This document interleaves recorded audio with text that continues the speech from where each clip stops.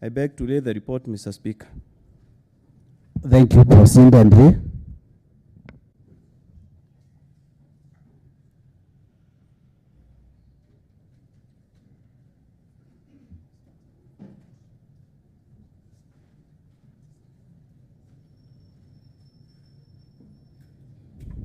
Thank you, Mr. Speaker. I would beg to move a motion on this House, Mr. Speaker, this morning. Honorable Mca, let's take order, that's the next order. Order number 8, motion. You can proceed, Honorable Mca Kwariria. Thank you, Mr. Speaker. The proposed motion, I beg to move the proposed motion for the removal from office by impeachment of the Governor of Meru County, the Honorable Kawira Muswanda. Whereas Article 10 of the Constitution, Sections 3 and 16 of the Leadership and Integrity Act of 2012, and Sections 9, 10, and 12 of the Public Officer Ethics Act 2003, establish, among others, the rule of law, democracy, human dignity, courtesy, respect, social justice, inclusiveness, equality, human rights, probity, professionalism, non-discrimination, protection of the marginalized, good governance, and transparency and accountability as part of the national values and principles of governance. Articles 10, 73, and 75 of the Constitution require state officers at all times, whether in public or private life, to behave in a manner that, among other things, brings honor to the nation and dignity to the office that a state officer holds, ensures decisions are not influenced by nepotism, favorism, or other improper motives, demonstrates discipline and commitment in service to the people, and avoids demeaning the office that a state officer holds. Articles 10, 232, 235, and 236 of the Constitution, sections 59, 59A, 60, 62, 63, 64, and 65 of the County Governments Act 2012, provide for the values and principles of public service and establish an elaborate framework for the establishment of county public offices and the recruitment, employment, and dismissal of county public officers. Articles 181 of the Constitution, Section 33 of the County Governments Act, and Standing Order number 65 of the Standing Orders of the County Assembly provide for the impeachment of county governors for, among other things, gross violation of the Constitution, 2, gross violation of any other law, abuse of office, and gross misconduct. The governor has engaged in multiple discreditable acts that severally and collectively amount to gross violation of the Constitution, gross violation of various national and county laws, abuse of office, and gross misconduct. The discreditable acts have exposed the office of the governor, the assembly, and its leadership and the people of Meru County to national shame, embarrassment, ridicule, and disrepute.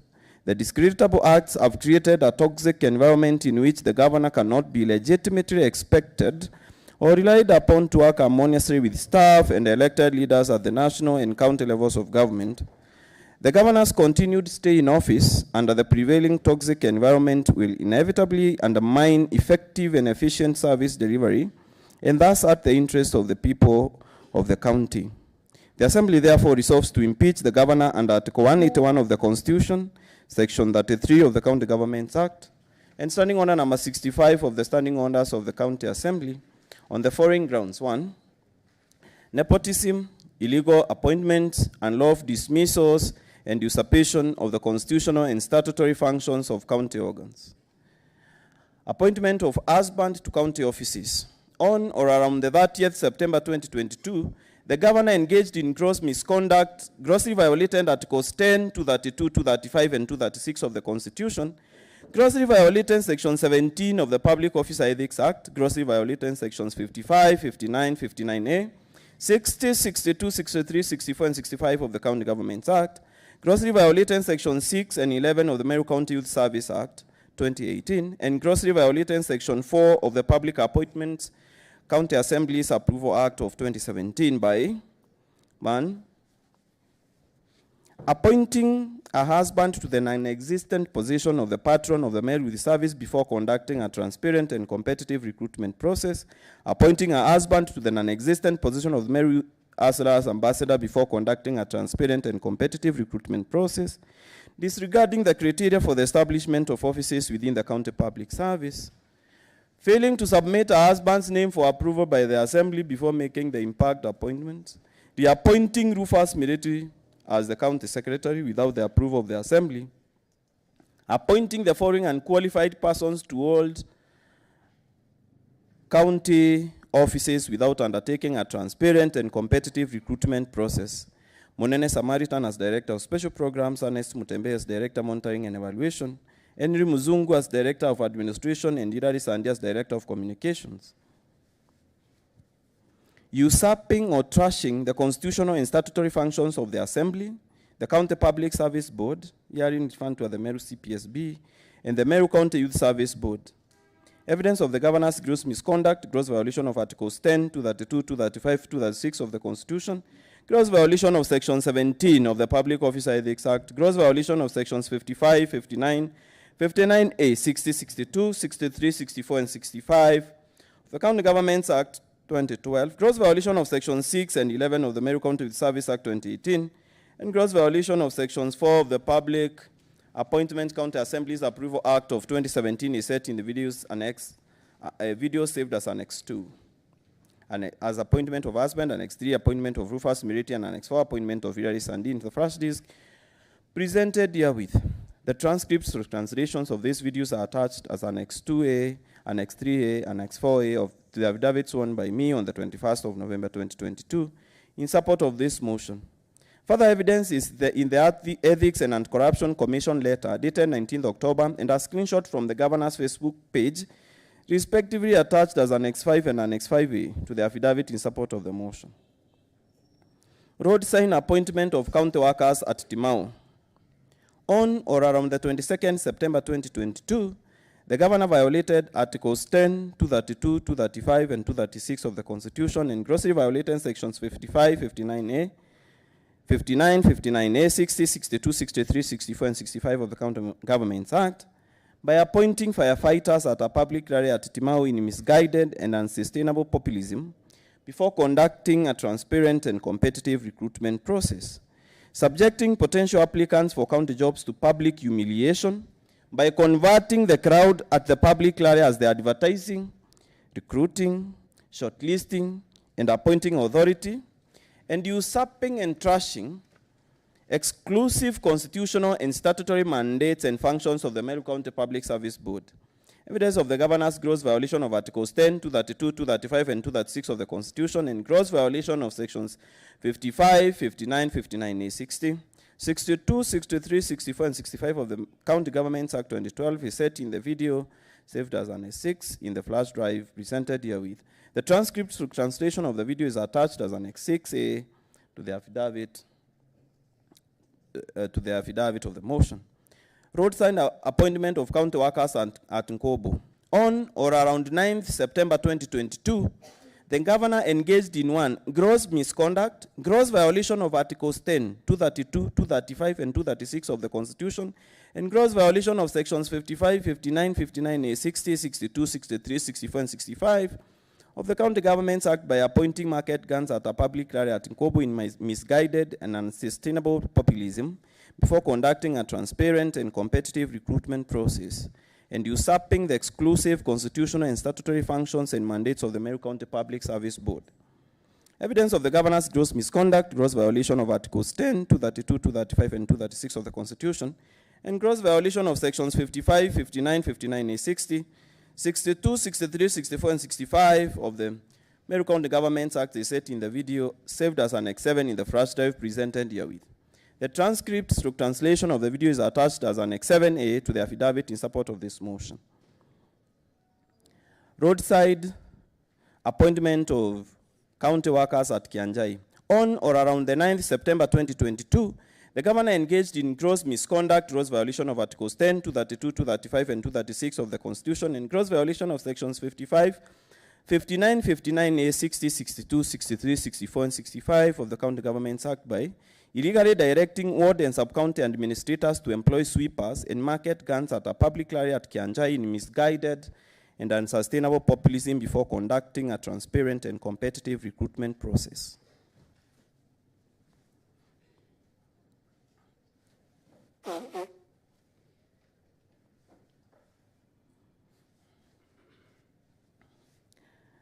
directing ward and sub-county administrators to usurp exclusive constitutional and statutory functions and mandates of the Meru County Public Service Board.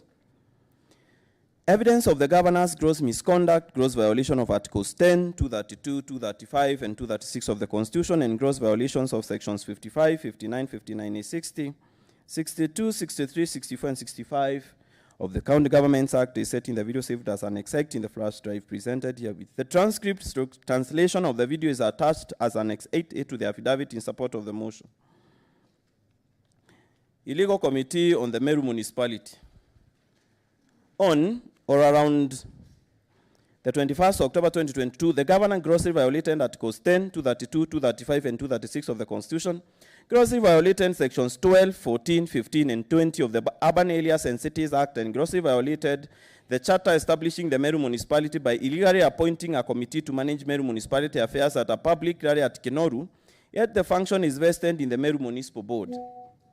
Directing the aforesaid illegal committee to usurp the functions of the Meru Municipal Board, usurping the functions of the Meru County Public Service Board, trashing the procedures for the appointment of county public officers, and spewing its speech against the G4S company.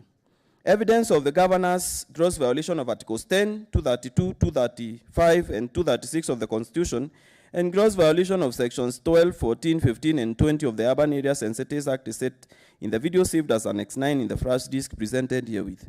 The transcript / translation of the video is attached as Annex 9A to the affidavit in support of the motion. The second ground for impeachment of the governor of Meru County is incitement, bullying, verification, and misleading campaigns against other leaders.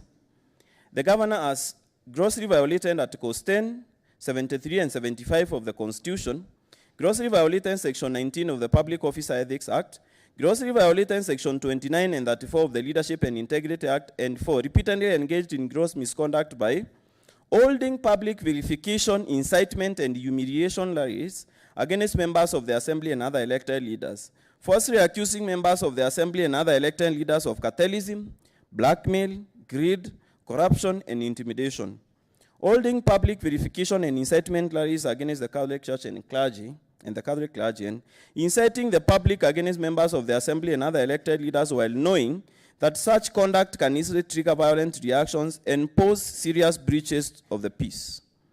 Evidence of specific illustrative examples of the governor's verification and incitement campaigns against members of the Assembly and other elected leaders are found in paragraph 7 to 12 below. Humiliation of the minority leader.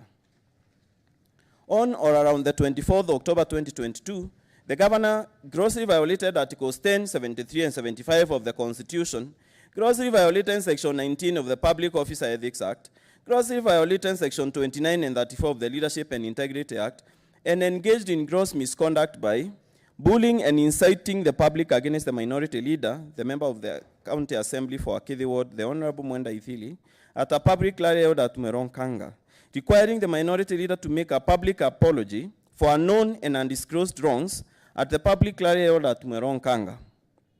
Violently grabbing a microphone from the minority leader at the public rally held at Mumerong Kanga, offering to protect the minority leader against the Speaker of the Assembly from unknown and undisclosed dangers, and falsely accusing the members of the Assembly and other elected leaders of cartelism, blackmail, greed, corruption, and intimidation. Evidence of the governor's gross violation of Articles 10, 73, and 75 of the Constitution, gross violation of Sections 19 of the Public Officer Ethics Act, gross violation of Sections 29 and 34 of the Leadership and Integrity Act, and gross misconduct is set in the video saved as Annex 11 in the flash disk presented herewith. The transcription / translation of the video is attached as Annex 11A to the affidavit in support of this motion.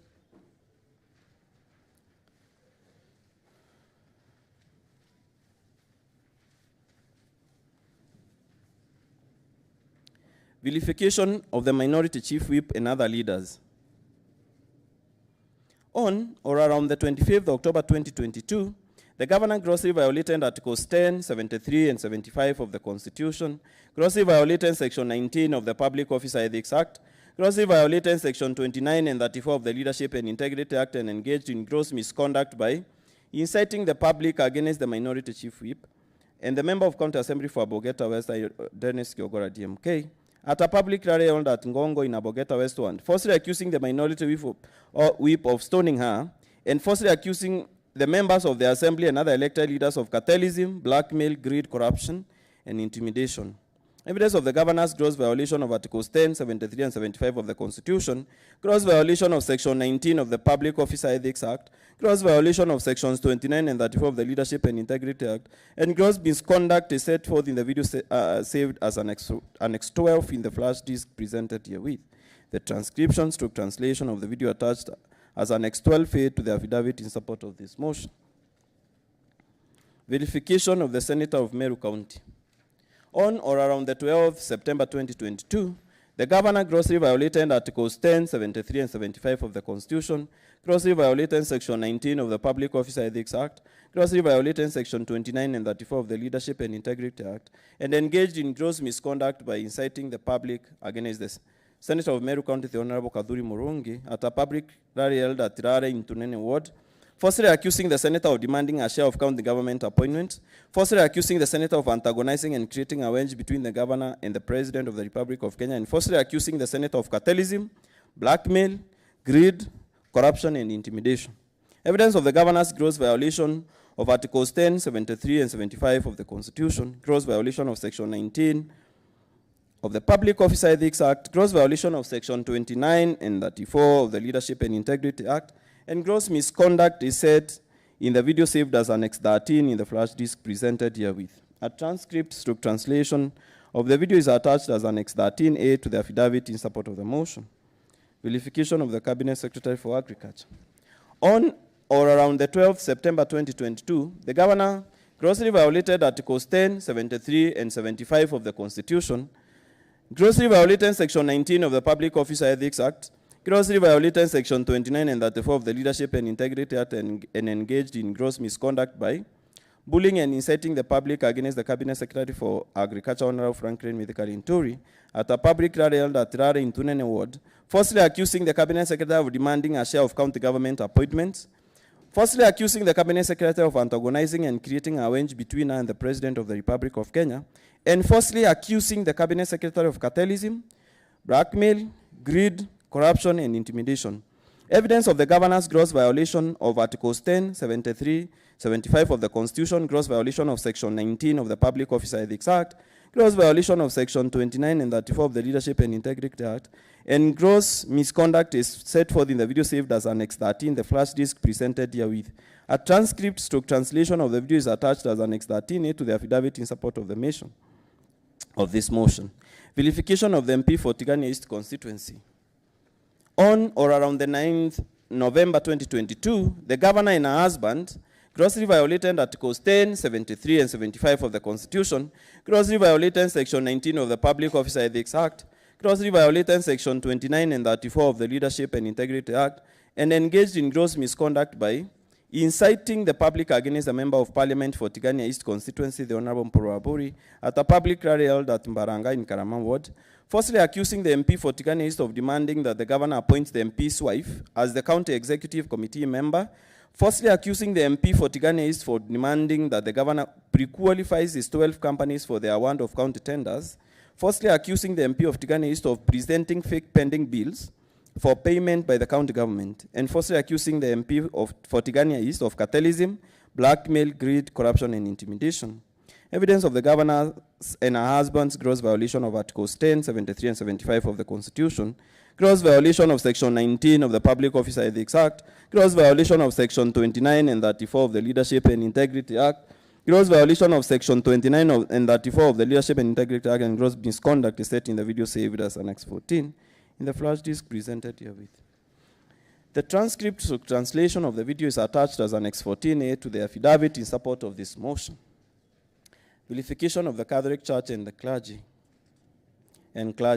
On or around the 17th October 2022, the governor grossly violated Articles 10, 73, and 75 of the Constitution, grossly violated Section 19 of the Public Officer Ethics Act, grossly violated Section 29 and 34 of the Leadership and Integrity Act, and engaged in gross misconduct by inciting the public against the Roman Catholic Church and the Bishop of the Catholic Diocese of Meru, Mr. Salesius Mugambi, at a public rally held at the former Igoji Boys Secondary School, falsely accusing the Catholic Church of grabbing public land, falsely accusing the Catholic Church of cartelism, blackmail, greed, and corruption and intimidation, conducting a mock public prayer to demean and humiliate the Catholic Church and clergy, and inciting the public against the religious leaders, while knowing that such conduct can easily trigger violent reactions and pose a serious breach of the peace. Evidence of the governor's gross violation of Articles 10, 73, and 75 of the Constitution, gross violation of Section 19 of the Public Officer Ethics Act, gross violation of Sections 29, 34 of the Leadership and Integrity Act, and gross misconduct is set in the video saved as Annex 15, the flash disk presented herewith. The transcript / translation of the video is attached as Annex 15A to the affidavit in support of the motion. Forceful entry into the assembly precincts and mobilization of unlawful riots against members of the assembly.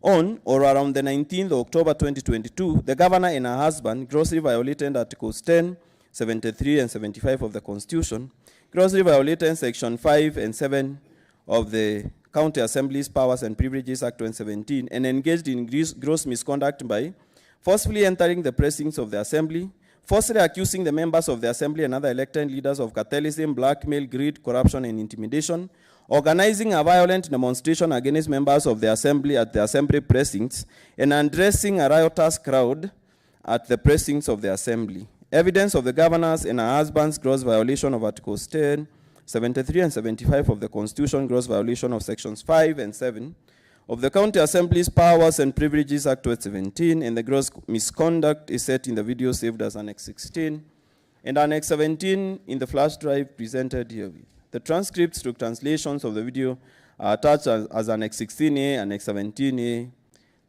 to the affidavit in support of the motion.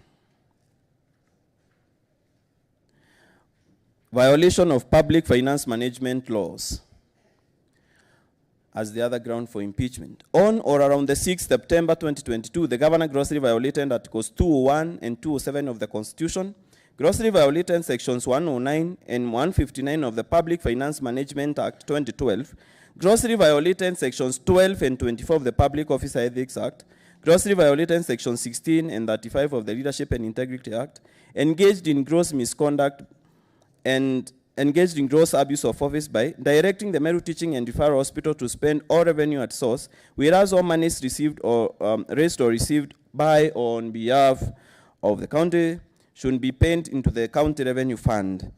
Issuing waivers on fees at the Meru Teaching and Referral Hospital without the CEC member for finance is the only person legally empowered to grant such waivers, and directing county government officer to participate in furthering and advancing the interests of Baita TV, a media station owned by Mwangaza Advertiser Limited, a private company owned by the governor through her close relatives as proxies.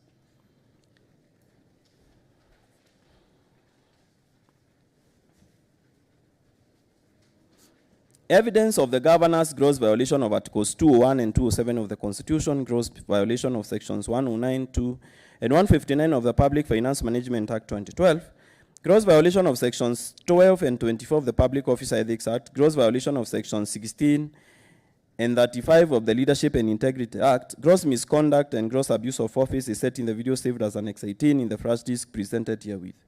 A transcript / translation of the videos are attached as Annex 18 to the affidavit supporting the motion. Further evidence is in the Ethics and Anti-Corruption Commission letter dated 19 October 2022, and the documents attached as Annex 18B and Annex 18C to the affidavit in support of the motion. Misconduct relating to the nomination of CECs. On or around the 8th November 2022, the governor engaged in gross misconduct, grossly violated Articles 10, 73, and 75 of the Constitution, grossly violated Section 10(1) of the Public Appointments County Assembly's Approval Act 2017, and grossly violated Sections 3, 4, 10, 11, and 11 of the Meru County Retention Enhancement Fund Act 2016 by vilifying members of the Assembly for refusing to approve some county executive committee members at a public rally held at Kiangwa in Igoji West. Falsely accusing members of the Assembly of shortchanging Custom Chain and other nominees for appointment to the CEC, illegally instructing Custom Chain to usurp the statutory functions of Igoji West Retention Enhancement Fund Committee by identifying the persons that would benefit from county bursary funds, failing to submit names of other candidates to the County Assembly for approval for appointment to the CEC after the Assembly rejected some of the nominees. Reorganizing our government to 6 departments and 3 CEC members after the rejection of some nominees instead of submitting names of other candidates at the County Assembly for approval, and swearing to appoint to our government and actively work with, swearing to appoint to our government and actively working with the rulers of the 2022 county elections instead of the duly elected MCAs so as to stir wrangles within the Assembly. Evidence of the governor's gross misconduct, gross violation of Articles 10, 73, and 75 of the Constitution, and gross violation of Sections 10(1) of the Public Appointments, County Assembly's Approval Act of 2017 is set in the video saved as Annex 19 and Annex 20 in the flash disk presented herewith. The transcripts of the videos are attached as Annex 19A, Annex 20A to the affidavit in support of the motion.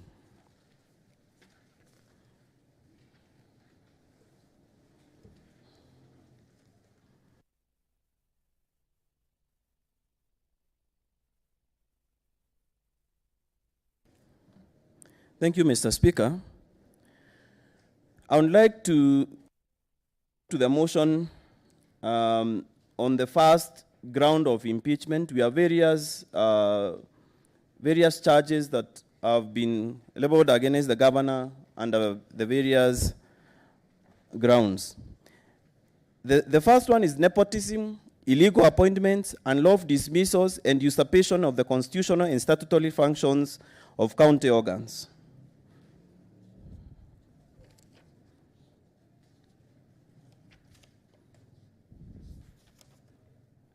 I would like to request that evidence that has been annexed to this motion as Annex 2 be played to this House so that I can demonstrate to this Honorable House the kind of abuse of office that we have witnessed with our governor, and I also read to this Honorable House the various laws that the governor has broken by the actions she took with the appointment of her husband, Annex 2.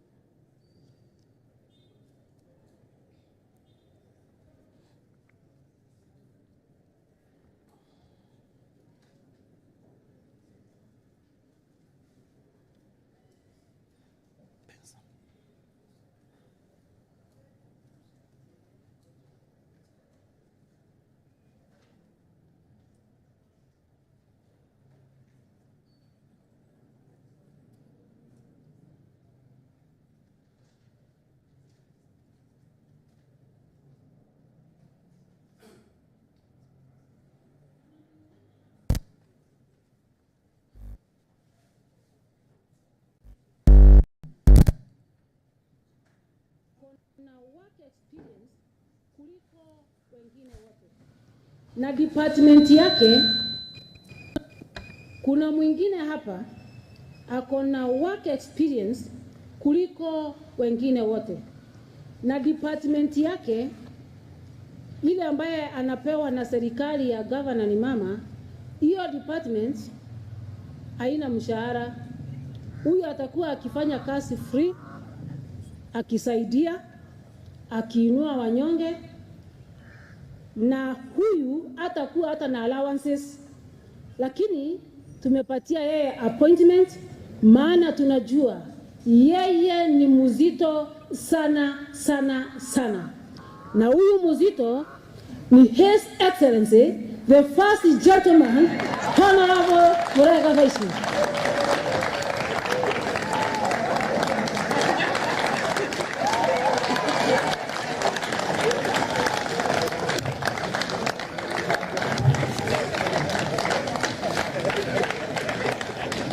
Huyu mzito, asante sana. Huyu mzito kwa majina Kwariria Kairi ni first gentleman of Meru County na currently anashikilia Meru Cultural Ambassador by the Ministry of Tourism, ameshikilia hapo. Na yeye unapomwona pale ni apostle Vaite Family Fellowship, kitengo kubwa sana. He is the founder of Vaite Television, kitengo mzito sana. Na siku ya leo tunampatia kazi ambayo haina malipo na haina marupurupu. Atakuwa akifanya free kama kujitolea. Na tumempatia kitengo ya kwamba yeye ni patron Meru Youth Service. Hiyo ni kazi moja. Na ingine kitengo ambaye nimempatia kitengo cha maana sana, Ambassador Meru Hustlers Ambassador. That's a powerful position. Meru Hustlers Ambassador. Meru Hustlers Ambassador. Kwa hivyo mahasla wote wako na ambassador wao. Kwa hivyo sasa ukimuita first gentleman unaweza kubadilisha unamuita ambassador. In the office of the governor. In the office of the governor. Kwa hivyo atakuwa ana report kwa governor. Mkimuona hapo kwa governor akiwa amevaa kofia, mjue ya kwamba ana represent mahaslas na alipwi hata dururu. Thank you very much. God bless you. Asante sana ambassador. Asante sana. God bless you, sir. Asante. Thank you, Ambassador. Kwariria Kairi. Congratulations for the new appointment. Asante. God bless you. God bless you. Honorable Speaker, what you have seen there is the governor breaking the provisions of the Constitution. Article 10 of the Constitution on National Values and Principles of Governance states as follows. The national values and principles of governance in this article bind all state organs, state officers, public officers, and all persons whenever any of them applies or interprets this Constitution, enacts, applies, or interprets any law, or makes or implements public policy decisions. The national values and principles of governance include patriotism, national unity, sharing and devolution of power, the rule of law, democracy and participation of the people, human dignity, equity, social justice, inclusiveness, equality, human rights and non-discrimination and protection of the marginalized, good governance, integrity, transparency and accountability, and sustainable development. That whenever a public or a state officer is applying anything or making or implements any policies, they have to observe the national values and principles of governance. This one, the governor has broken them because they are as follows. The values, some of the values of public service: high standards of professional ethics, efficient and effective economic use of resources, responsive, prompt, effective and impartial and equitable provision of services, involvement of the people in decision making, and accountability in administrative acts, transparency and provision of the public to the public of timely, accurate information, subject to paragraph 1 and 2, fair competition and merit as the basis of appointments and promotions, representation of the people in diverse communities. So on Part G, in Article 232 of the Constitution, there was no competition. The positions the governors created, she just created the positions in various departments from her speech One in the Ministry of Tourism, the other one in our own government, in the office of the governor, appointed her husband. There was no advertisement. The county assembly was not involved. And Mr. Speaker, there are other laws that are involved in guiding how public officers are supposed to be appointed. If you look at Section 17 of the Public Officer Ethics Act, Mr. Speaker, it states as follows.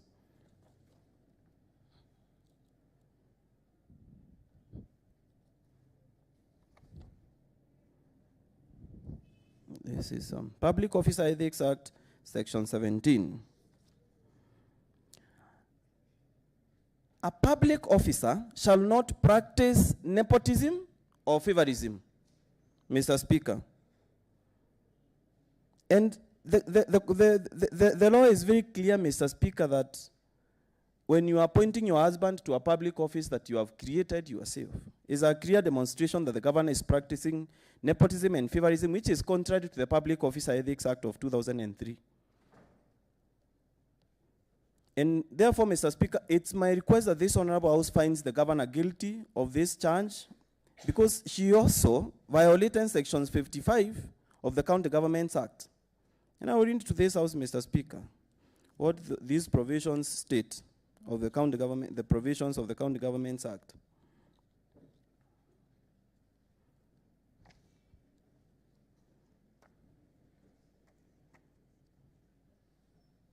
'55 is on objectives. Then 59 of the County Governments Act is as creating the functions and powers of the County Public Service Board. One of the functions is to establish and abolish offices in the county public office or in the county public service. So it's not the work of the governor to create offices, any office in this county, Mr. Speaker, other than the County Public Service Board. It's the Public Service Board that appoints persons to hold or act in offices of the county public service, including the boards of cities and urban areas within the county, and to confirm those appointments. Exercise disciplinary control over, remove persons holding or acting in those offices as provided and for under this part. Prepare regular reports for submission to the County Assembly on the executions on the functions of the board. 59A creates the independence of the County Public Service Board. So therefore, even the governor herself cannot direct the County Public Service Board what to do. In the performance of its functions under this Act, the County Public Service Board shall be independent and shall not be subject to the direction or control of any other person or authority, and adhere to the Constitution, this Act, and any other relevant law. Criteria for the establishment of public offices, that is 60.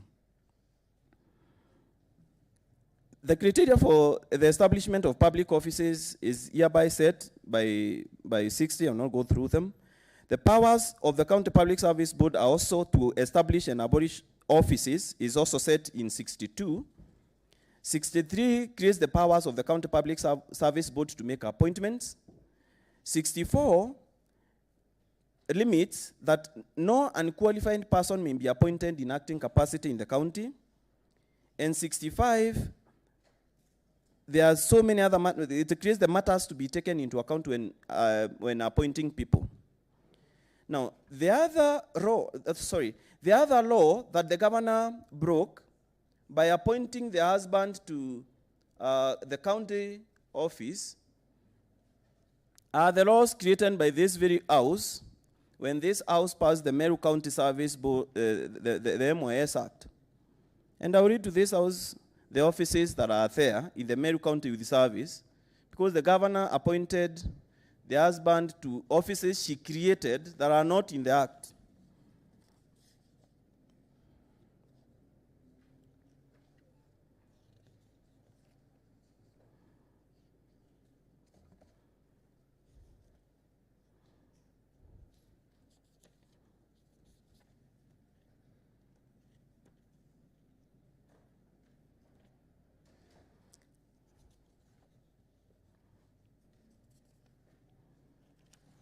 So if you look at the Meru County Youth Service Act, it created the Meru Youth Service Board comprising of the following members: chairperson, the chief officer responsible for youth, the chief officer responsible for education, the chief officer responsible for finance, a person competitively appointed by the executive member with the approval of the assembly who possesses the necessary qualifications and expertise in financial management or accounting in a bona fide and is a bona fide member of a professional body regulating accountancy profession and in compliance with the requirements thereof. There will be a secretary of the board who shall be an ex-officio member. So those are the members. There will be 2 youth members competitively appointed by the CEC with the approval of the assembly. So, Mr. Speaker, those are the provisions of the law. The governor broke the law for establishing offices. She broke the constitution. She trashed this constitution, Mr. Speaker, by engaging in the acts, in the work of the County Public Service Board in the appointment of the husband.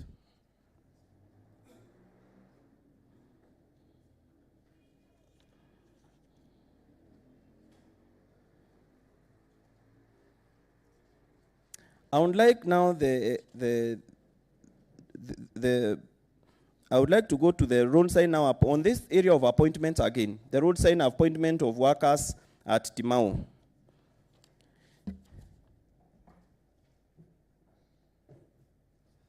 We have the video that is attached to this motion. Annex 6A. The appointments at Timau to be played to this house so that the house can see what the governor is doing.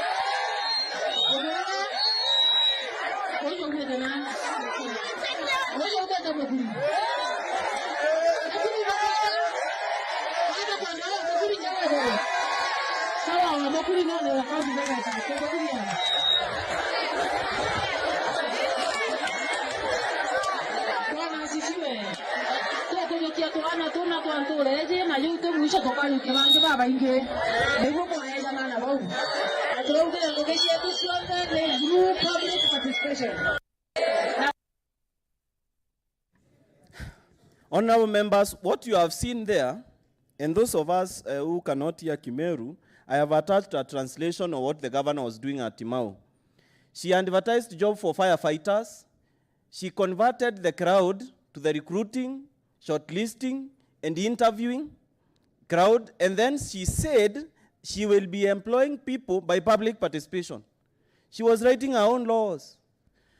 Honorable Speaker, there is no provision anywhere in the laws of this land that public participation will be used for recruitment. It can never be objective. If someone doesn't like you, Mr. Speaker, they're not going to have you hired. And the way the governor was conducting is unbecoming of a state officer in the rank of a governor. You can imagine the humiliation of those who were rejected. Most of them will even shy away from doing any other further job interviews.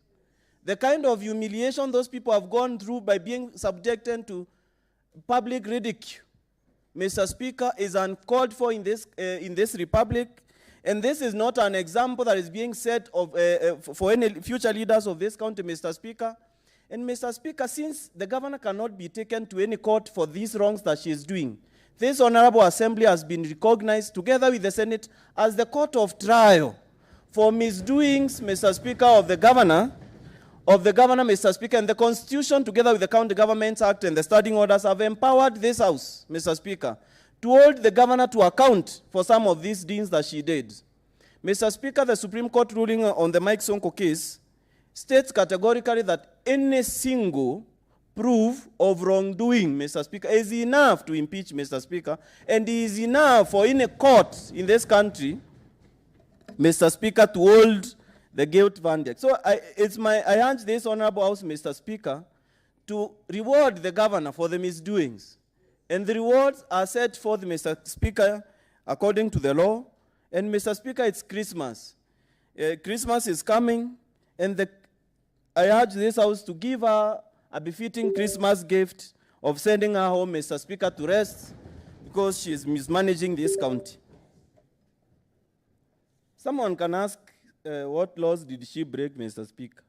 First of all, the conduct itself is against what is set in the Leadership and Integrity Act of 2012, Mr. Speaker. And it's also, one of the provisions is breaking the code of conduct of state officers. For example, if a state officer, the governor can argue these people were never employed after all. But the mere implication to employ is enough, Mr. Speaker, for this House to convict. Because she would have lied also to the 4 people that she recruited that they are employed if they are not. Mr. Speaker, by implying that you are employing and that you will come to employ again by public participation, Mr. Speaker, is enough for this House. You don't need further evidence. You do not need honorable members to go, Mr. Speaker, to go to the HR officers of the county governments to check whether these people are in the payroll, Mr. Speaker. The mere act of the governor recruiting them by public proclamation is enough to convict her of offenses. It's not her job. It's not her mandate. She does not have any mandate to conduct any interviews or to employ people or fire people by the roadside. Therefore, Mr. Speaker, when we had some apologies, I don't know how you can apologize for this behavior, Mr. Speaker. You cannot apologize before a court of law, Mr. Speaker. The judge will still sentence you. Laws do not provide for apologies for wrongs. They provide for punishment and restitution for wrongs. The only restitution for the wrongs the governor has done here, Mr. Speaker, is impeachment. A state officer, Mr. Speaker, according to the Public Officer Ethics of 2000, the public officer shall not knowingly give false or misleading information to members of the public or to any other public officer. This is Section 19 of the Public Officer Ethics Act. So if the governor lied to these people, Mr. Speaker, that they are employed and they are not in the payroll, Mr. Speaker, she still broke the law. A public officer shall not lie to members of the public that they are employed, Mr. Speaker. So the argument that, Mr. Speaker, that maybe they are not in the payroll does not surface, because it's too wrong not for them to be on the payroll. It's also wrong for them to be on the payroll, Mr. Speaker. So left is wrong, right is wrong. Therefore, the only cure for this one, Mr. Speaker, is impeachment.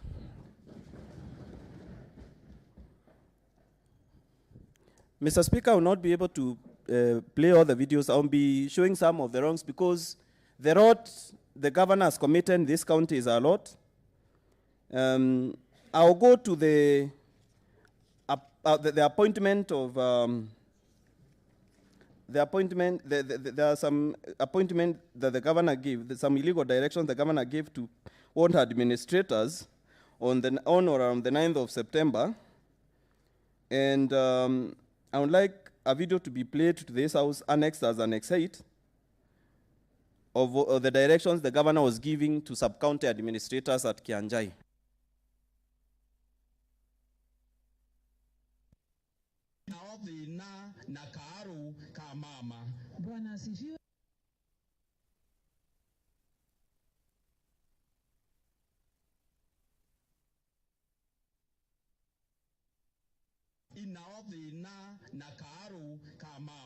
Bwana asifiwe. Ndawira nde mami wa mero indo kiereria Biblia. Ndasiete ndanywa muma ndawanka menyera mbia chienu ndakalia kana kamero.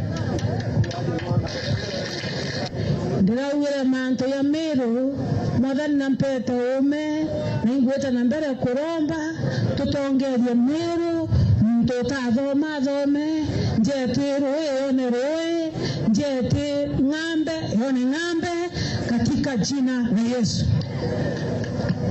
Bwana asifiwe. Elia rende na intobi bingi ndetete lakini mbere ndete intobi na mbena nkanira nkwenda kuwa by Friday jewe mutongerie wile mbere njuma roe rokedro roe soko yeto mbene nisha njuma tukuwata nila roe rokwiri koda roeko roendene nambere ya royo wanda administrator amwana sub-county administrator ibabwiri kwedro bebu karidiande wachara antobatano bakwegera voko yeto ya Kianja naimba kachanto urai yeite nangoe wanda ndimini tukenda tubaiki utaratibu bora bweta baandikwa batukwegera thoko yetu. Tuko pamoja.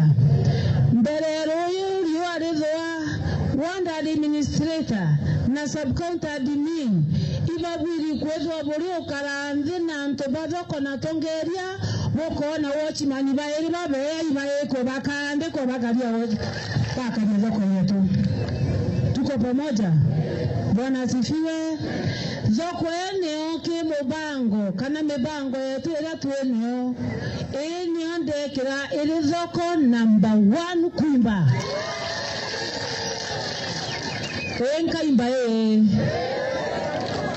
henkaimba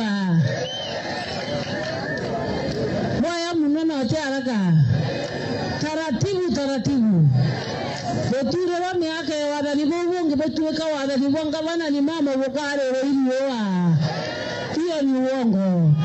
Ezo kwa kaimba katika jina la Yesu. Zoko ng'ombe tukamerekebisha mondan anto be yake njai bakedra ko zoko iko na izoko ina mutongeria mwekuru ukojali manto akana kamero tuamore bonge na bwiwa drainage baraba ke yagwekera roende ne zoko bwana mutevia. Make sure drainage ekobwizwa na manto ja siwa kana existing biorobia to bibwize bibigetera mbai Jumatatu ikwezo rokoro wegwitwa na kenda biorobia to bitia ko mukira hanto ndene zoko hii mbese sia ekoro itobanganeje kuma mande tukavyoronka na thirikari kwantora tubanganye kuroboba kona grant bia siticheshokia tubanganye na beto boba konenkera mbasare tubanganye tubarabara toto kwenje na toto kwekerwa mwaramu tubanganye manto yetu yonze. Bwana asifiwe. Poipandekete au nambia ikoneka tuamoro hii kama kuvoganya badanya mwokoro pio kete uzeri wankalia ke maiya yandra ura wayo wanzetra na irumi nchoka ndemo uitangoro hii rai wandie kinirete mauro kuma ndeko nanke wotongeria ni wandi 33 ndene mediere 33. I would like the video to be posted there. Honorable members, Mr. Speaker, what you have seen there, I have attached a translation of what the governor was doing at Kianjai. She was directing the sub-county and the ward administrators to recruit 4 people who will be sweepers and watchmen of Kianjai market. Mr. Speaker, this is wrong. It's not the work of the ward administrators or the sub-county administrators to recruit anybody in this county, including a cleaner, including a cook, anybody, Mr. Speaker. Even our own staff, Mr. Speaker, as members of the assembly, we do not appoint them. They are appointed by this assembly service board. Nobody has the power, Mr. Speaker, to appoint without a fair recruitment process, which was not being done there. And Mr. Speaker, the governor broke the provisions of the law, the provisions of the Constitution that provide for competitive process in recruitment of employees of the county government, Mr. Speaker.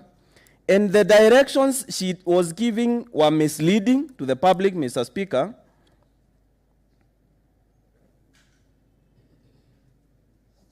And Mr. Speaker, contrary to the provisions of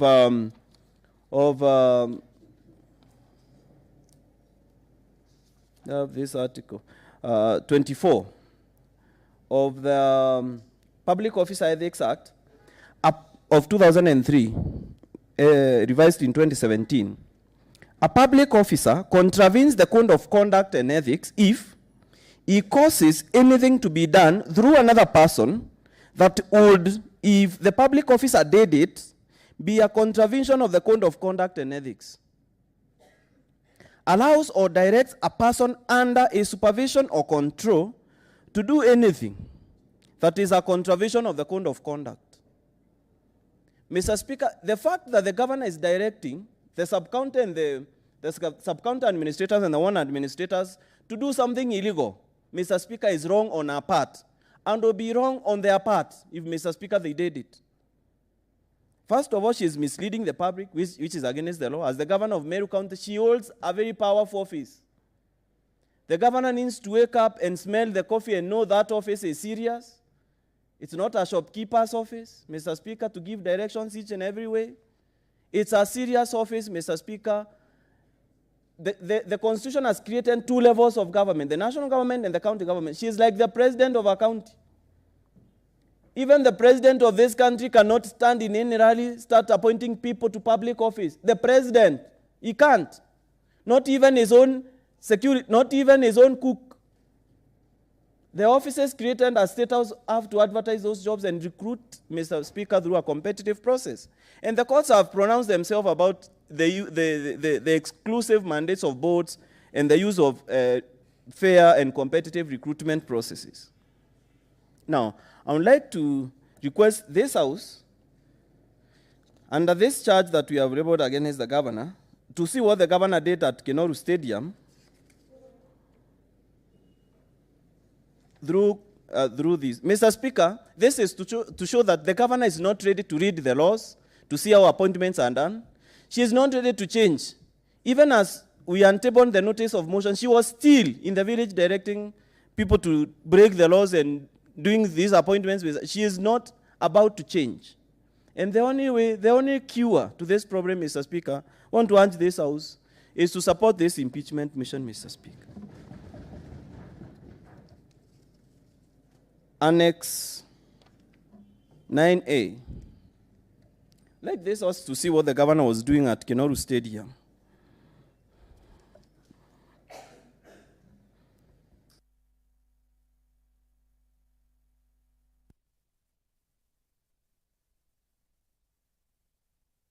Na barapan ko katwa to identify na rangkari ka kamata na to kada kodi de obstruction in town na to ti fringe ke muntonge na to tonya la biasa de muntonge ende kita antuk na kodi ruake a excellency stage de G4S na edu o me da ora na aru amen babara para area by we folam pati de kedurano ikenda ndo stage de ere individual te kuani ndina moto na bobe to kedurano na bakaigua huwa ba umera no to bamba kwa kumera. Bakaumera.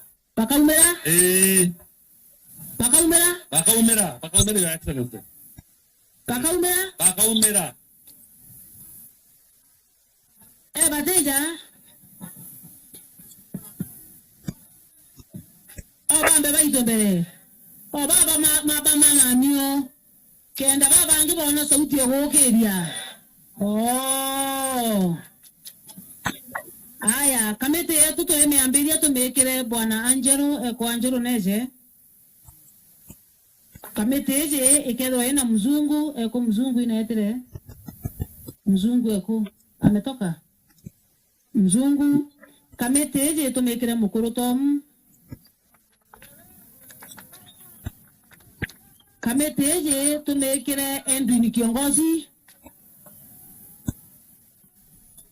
Kameteje bando na mainge na iva na motelia. Kameteje tumeremia Nkondi. Kameteje tumeremia Motuma Bab. Njende yatanga na kameteje tumeongea Frida ko Frida revenue kuka teku.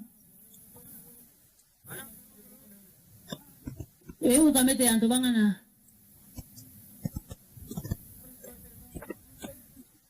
Kwa katabwa sasa utukwa na ina agenda natonye mse wetu natonye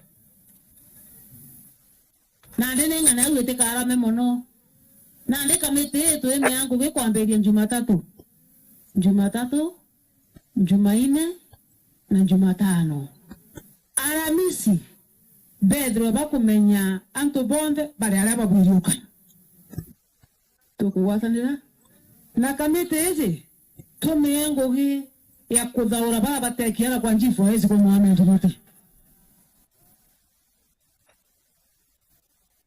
batigere idurano biko dhilwa bwega ilonga meri ni obisisi to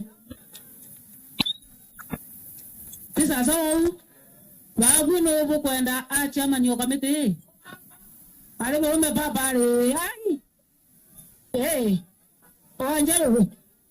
Aya chama ni yote Angelo. Vice chairman kiongozi. Tunasara ne filinda. Organizing secretary Nkodi. Kwa bangene member kuu. Base commander waleo. Oyi advice wetu nakale wale au agato advice ende utesa omutedia. Kwa ndo mutoni watu tuliuga tu ekero hospindi. Hospindi atatusaidia hapo sana. Tumesema hii sasa ni ile kamati bwana hospindi yenye itatusaidia kwa hii town. Tumesema kwa Kimeru namna hii. Tunataka sisi tukiwa serikali ya county government tutafute kikosi maalum. Tuwapatie boda boda. Tuwavarishe uniform special. Waingie katika hizo barabara zetu. Wahakikishe hakuna gari inafanya ile ya PPP na hakuna gari inabeba kwa barabara. Hiyo itatusaidia sote na hata itasaidia ofisi yenu. Na hii kikosi hakikisha ya kwamba hakuna raia anatumia watu wetu wa Meru vibaya, ati anashika mtu anapelekea base, anaitisha kitu na anafungua. Hiyo iishe.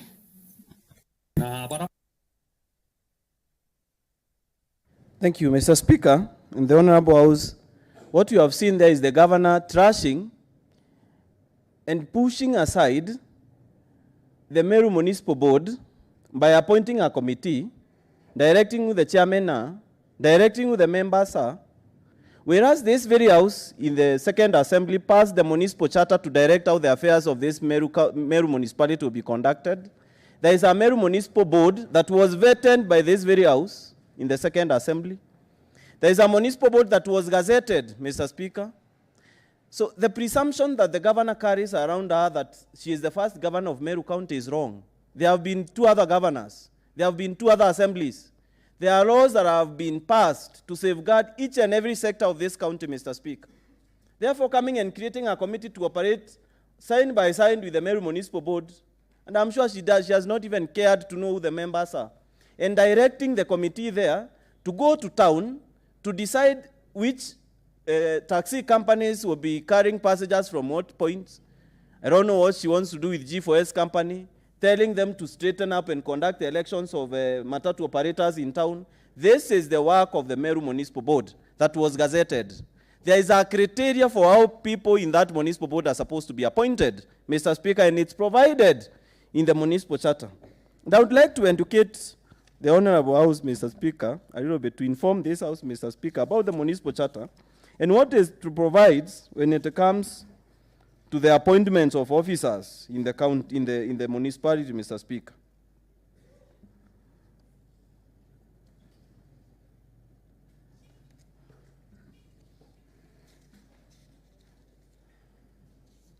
Mr. Speaker, the governor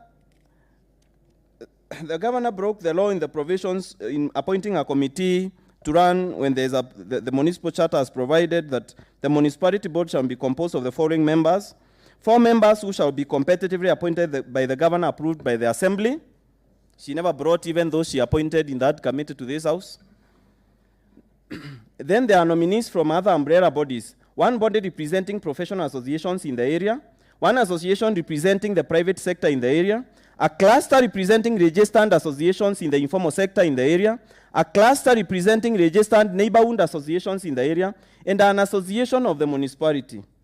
The county chief officers responsible for urban development, public service, and environment shall be ex officio members of the municipal board. In appointing members of the board, the municipality, the governor shall ensure gender equity, representation of persons with disability, youth, and marginalized groups. Even in our own committee, I did not hear marginalized groups, disability. Mr. Speaker, these are acts of breaking the law left, right, and center. Now she has placed 2 bodies to manage this town, Mr. Speaker, the Meru municipality. The bodies will be at loggerheads. Who will be controlling the kitty, that the funds now that are used to run the municipality, Mr. Speaker? Is it the illegal committee? And because we cannot sit and wait for someone to go to court to stop the committee, Mr. Speaker, It's this House that will stop the businesses that this governor has established, Mr. Speaker, through impeachment. Therefore, Mr. Speaker, I urge this Honorable House to consider the impeachment motion. The other charge of incitement, bullying, verification, misleading campaigns against other leaders. We'll just play the video showing the humiliation of the minority leader at Mweronkanga, Mr. Speaker, by the governor, annexed as 11A in the flash drive.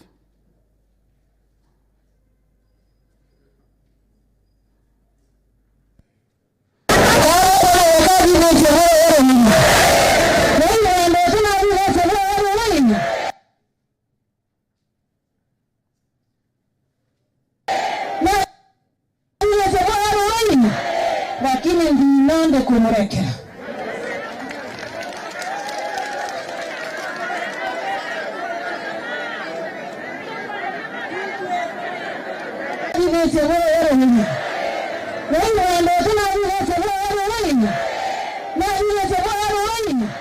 Lakini ndinande kumurekera.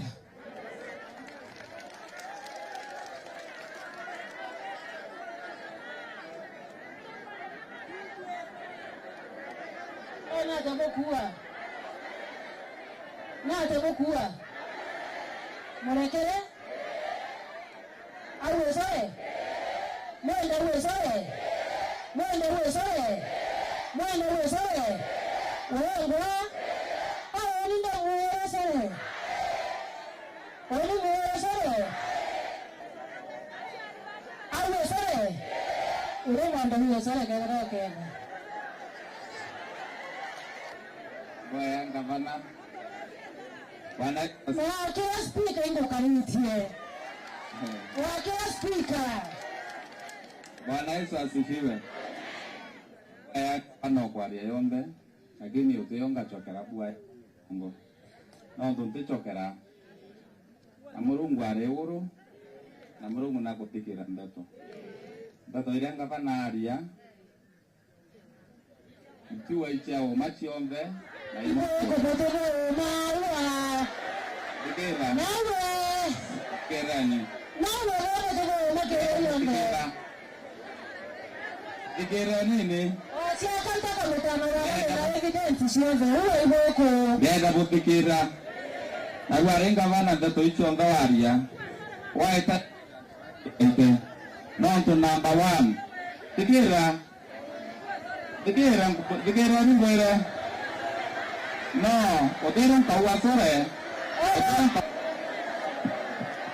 Kukuona tena makosa. Kukuona tena makosa. Mtu nyama achiongeka ini yake ina. Ilipitona na lera mwenda. Kwa hii kabla yanke sio pekee msiye mbele yake na. Kwa hii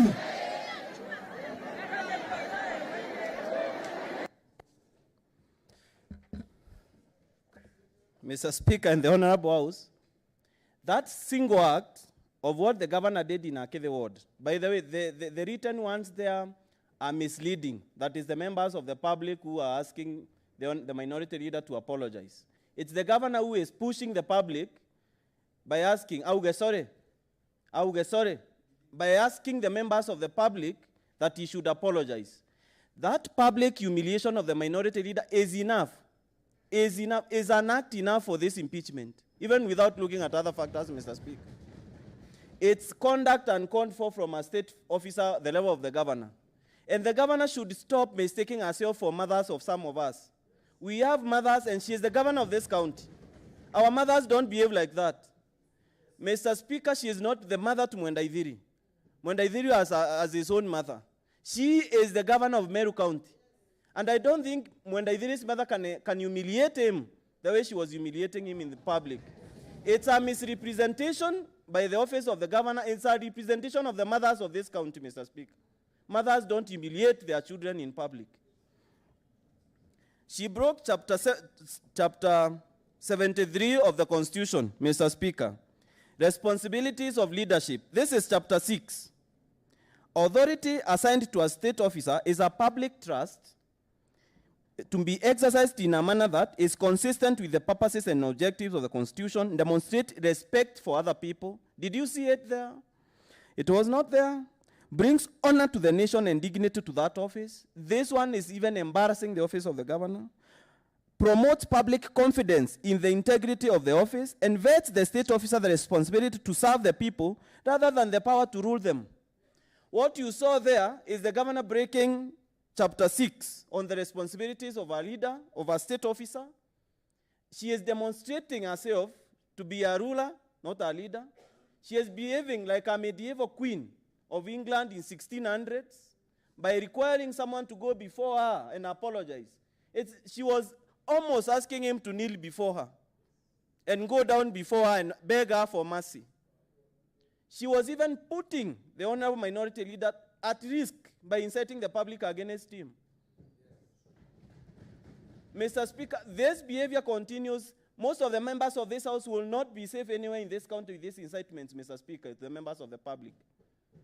You will be sitting in barazas and members of this, they will be discussing how to chop the hands of the members of this House, Mr. Speaker, if they disagree with the governor, Mr. Speaker, who is behaving as a ruler. And we cannot sit here as the members of this House, yet we have been given the power by the Constitution to hold the governor to account, to do oversight. Impeachment is a tool of oversight, Mr. Speaker, to be used sparingly. Mr. Speaker, we sat down. I personally sat down and started documenting the wrongs of the governor. I was asking myself, when will she stop? I thought, Mr. Speaker, she is going to change and stop breaking the law, Mr. Speaker. When I realized she is not going to stop, Mr. Speaker, I was forced to bring the motion to this House. And Mr. Speaker, I know that the governor is not about to stop breaking the law. She's not conscious that the law exists. She doesn't care. She thinks she is in the banana republic. Mr. Speaker, this is the Republic of Kenya, and this honorable House is like a sitting of a court of law. And I beg this honorable House, Mr. Speaker, to reward the governor with a punishment so that the governors who come after her, Mr. Speaker, can learn that there are laws that exist and can behave within the law, Mr. Speaker. Can, Mr. Speaker, treat other leaders with respect. She broke Article 75 of the Constitution, the conduct of state officers. This is chapter 6. A state officer shall behave, whether in public or official life, in private life, or in association with other persons, in a manner that avoids any conflict between personal interests or public or official duties, compromising any public official interest in favor of personal interest, demeaning the officer once holds. And Mr. Speaker, if you go anywhere in this country and say you are from Meru County, people will start laughing. The office of the governor has been demeaned, Mr. Speaker. People of this county cannot go outside this county and say, Mr. Speaker, we've come from the county of Governor Nimama. People are wondering whether we are tolerant to the kind of lawlessness that is going on in this county. And Mr. Speaker, the Constitution is very specific about the punishment for these behaviors. Part 2. A person who contravenes Class 1 of Article 76, 77, or 78(2) shall be subject to the applicable disciplinary procedure for the relevant office and may, in accordance with the disciplinary procedure referred to in paragraph A, be dismissed or otherwise removed from office. A person who has been dismissed or otherwise removed from office for a contravention of the provisions specified in Clause 2 is disqualified from holding any other state office. This is why the governors who have gone through, whose impeachments have gone through, like Waititu, Sonko, have not been able to come back to public office. Therefore, I want to urge this honorable House.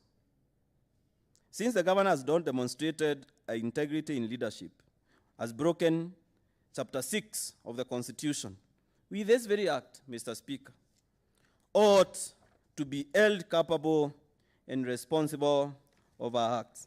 Mr. Speaker, as I close the argument on that section, Mr. Speaker, the Public Officer Ethics Act of 2003 provides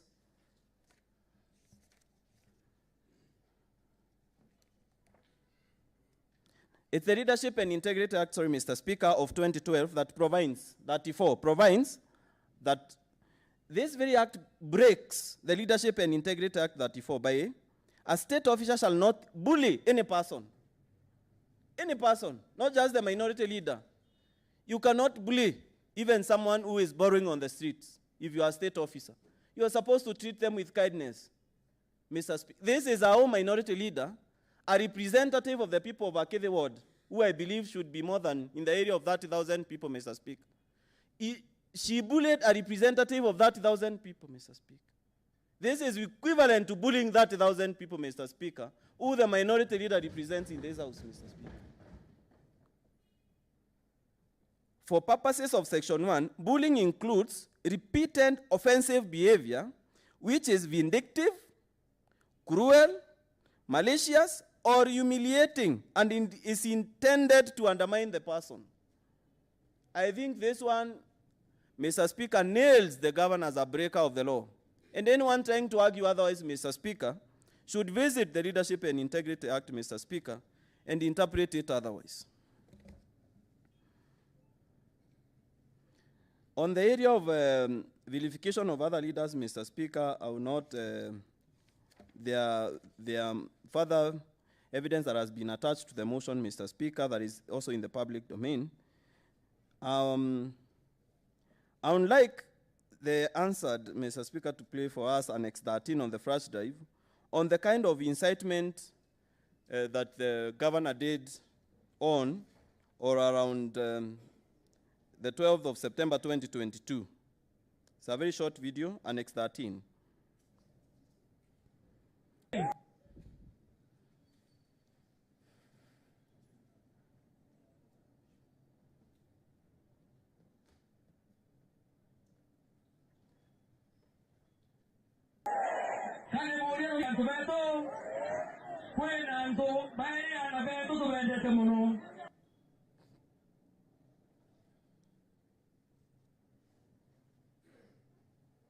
Umo wetu akazuri muro kane morero yantu beto kwena nto baya na beto to bendete muno umo wetu akazuri muronge onge wetu alentore nabo ibale na bonge baliwa Kawira Muswanda kenda bamwetekeria ukuma kero tesaidi ya Ruto Kawira Muswanda abala ile dirikari nusu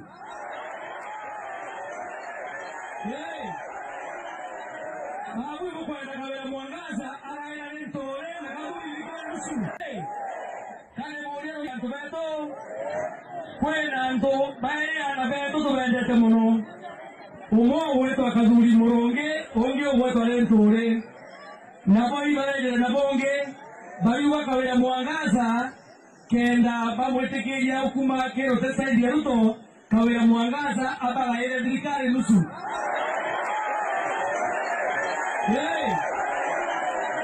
Babu kukwenda Kawira Muswanda araina nitore na kaburi dirikari nusu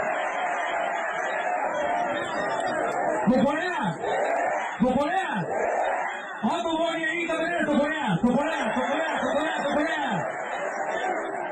Kwao olia kwa ndokanya kaduri muronge na rentore lekane ina Kawira bange birikare yawe andike kabineti yawe anabaya kwenda kuandike yawe ngo mwene nani wije Kawira akwambia kurega kuba ya birikare baadhi wengine bikina hata Kawira na Ruto lakini ane mbele Kawira Muswanda ataondokana na Ruto basi kile moja kwa moja lakini leo ntore na kaduri Kawira atebo ya dirikali na leo alitobeto baua kesi kwisha dirikali atebo mukate nusu le atebo mukate kwata mukate fundo Oke muto kike jambo ila roba toramela morungu na pato wakula Oke kwa hivyo onge kula kweli kwa hivyo kumbite la kwena uaminifu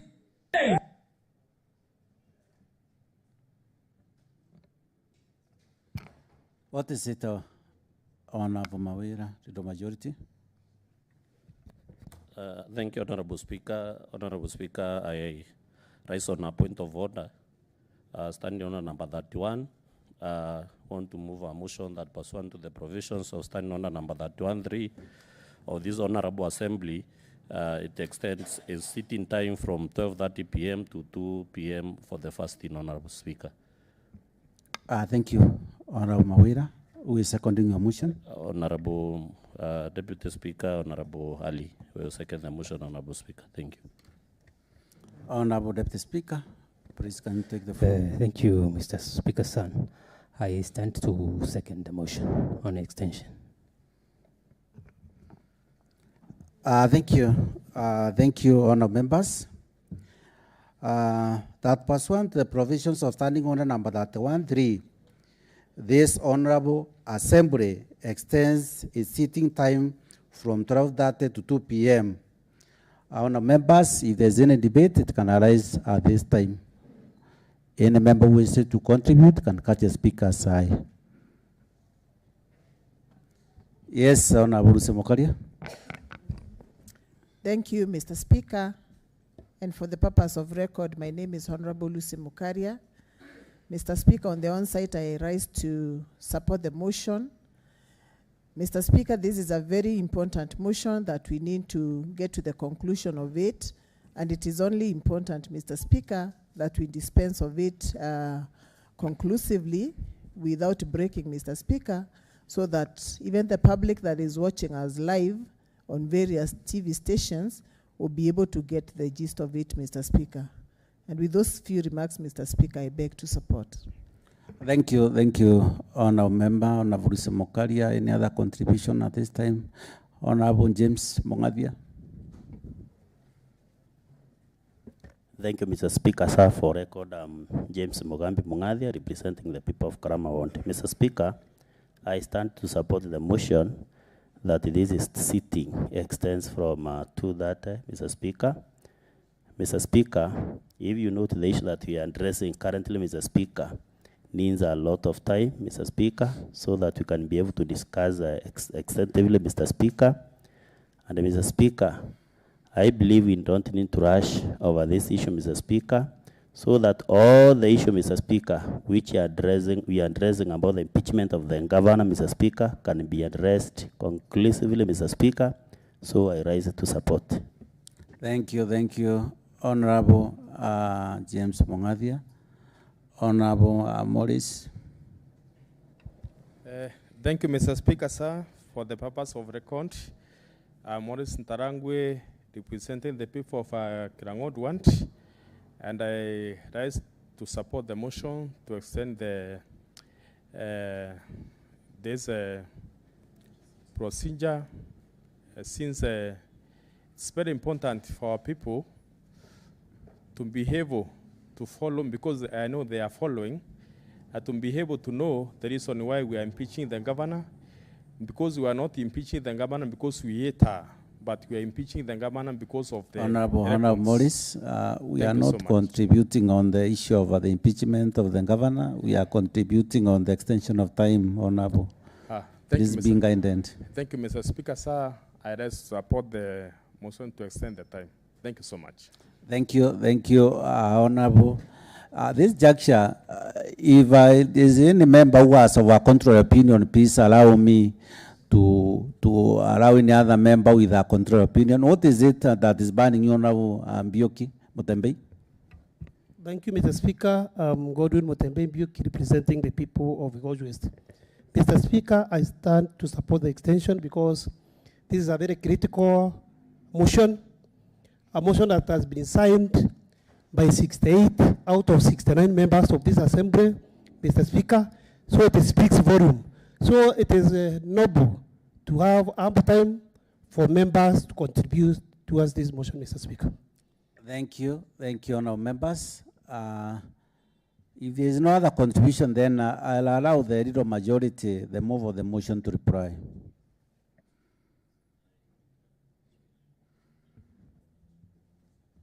Thank you, the leader majority.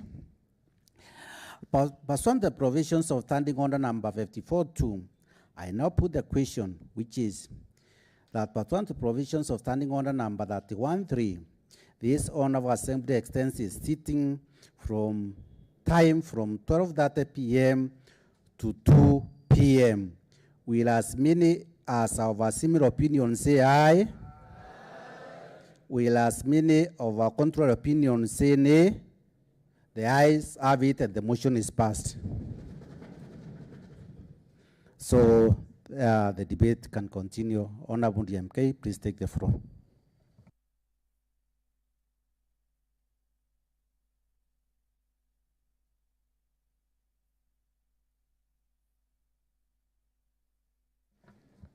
Mr. Speaker, what the members unseen before the motion on extension of time is the governor inciting the members of public against the senator, that the senator is blackmailing her so that she can join the Ruto government. Mr. Speaker, on this verification campaign that the governor has been doing since I've also read the laws that she has broken with them, I would like one more to be played, Mr. Speaker, the last video, about the incitement she has been carrying, Mr. Speaker, across Meru County in Annex 15, where she led a mock prayer against the Catholic Church and the clergy.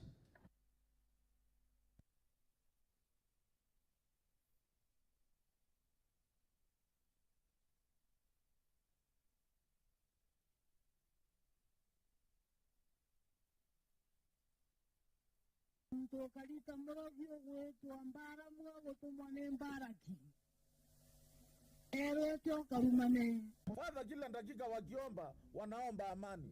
Na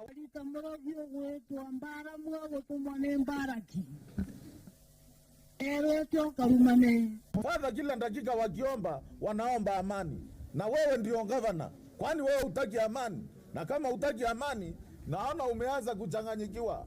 Na umechanganyikiwa, ungeingia kwa hii kanisa leo, ulikuwa imevaliwa rent. Mam, ukijua rent inamaanisha nini? Kikatholik, ngoja next month. Iwa na wale chia rendi kana chia papo kana chia pinki. Na mengi kaziongwa.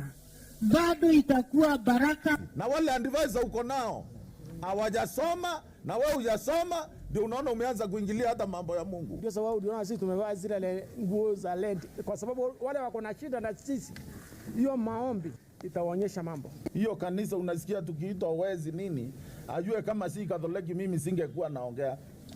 Katholiki ndio ilichukua walemavu, Katholiki ndio inachukua yule mtu mlemavu, inaweka wanakaa na yeye kwa nyumba moja. Abiumia birevi kuruki tani mea batire bakansa Katholiki batonge tuni batire Orange Mission.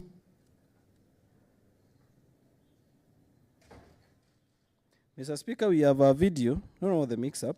We have a video where she is praying at Egoji, a mock prayer that is being conducted at Egoji against the clergy.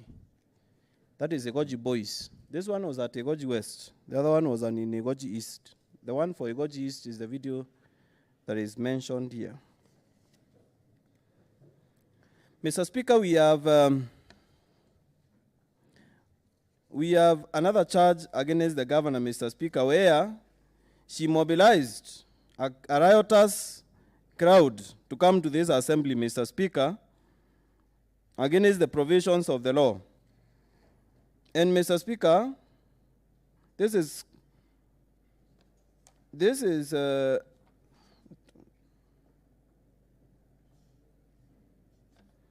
we have video 16 and 17.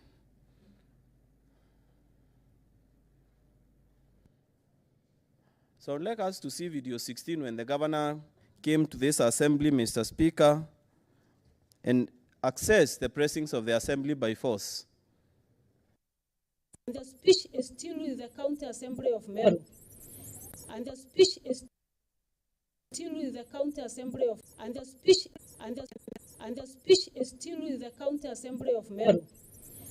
Unfortunately, our Kungoja, they barred me from entering the assembly, which I did by force or by God's grace. And then immediately after kuanza kuongea, wakatoka nje. Na walipotoka nje, wakaimba mapambano. And the speech is still with the County Assembly of Meru.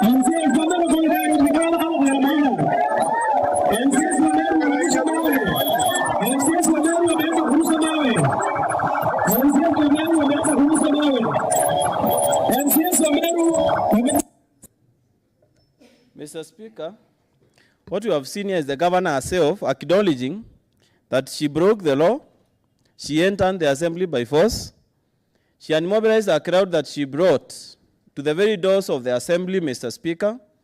And we know the law provides that it's only the speaker who mandates, the speaker who is allowed to admit people to the assembly, Mr. Speaker, which I believe she never sought your permission, Mr. Speaker.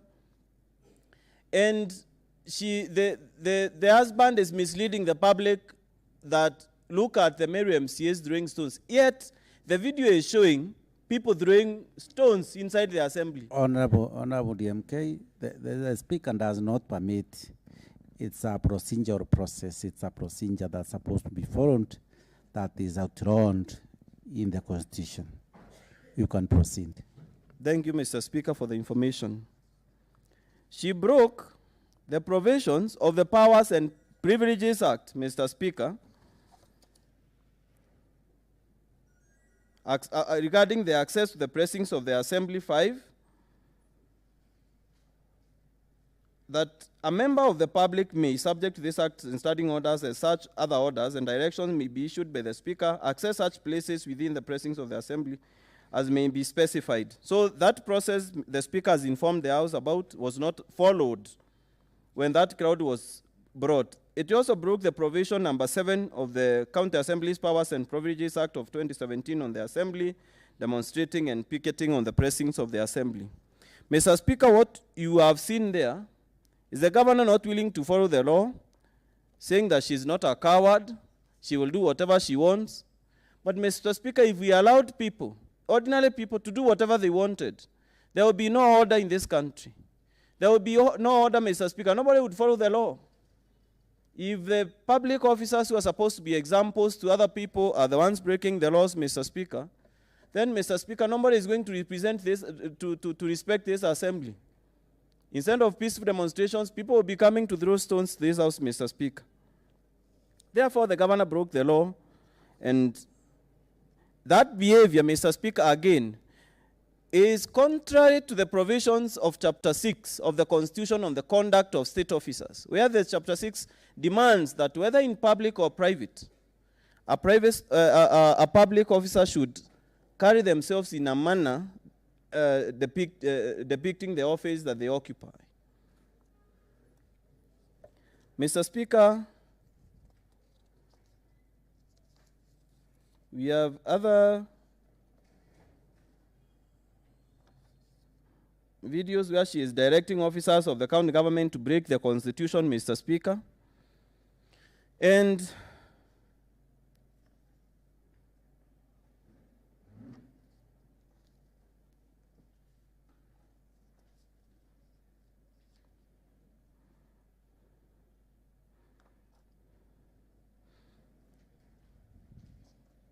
I would like the video Annex 19 be played to this house, Mr. Speaker.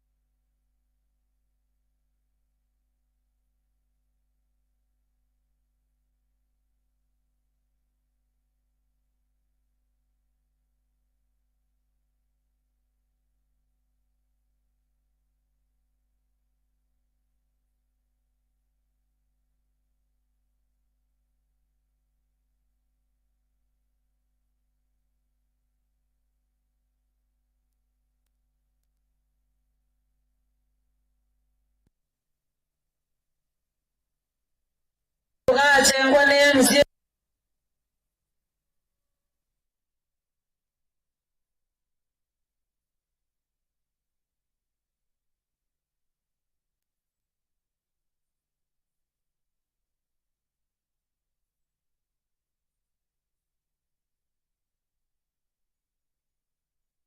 mwadhani kagetatia onakana ke tukachengwa ni MCA tukawelekera mwadhani kagetatia muntu murango jomojo ingana murungu algora mirango mugwanja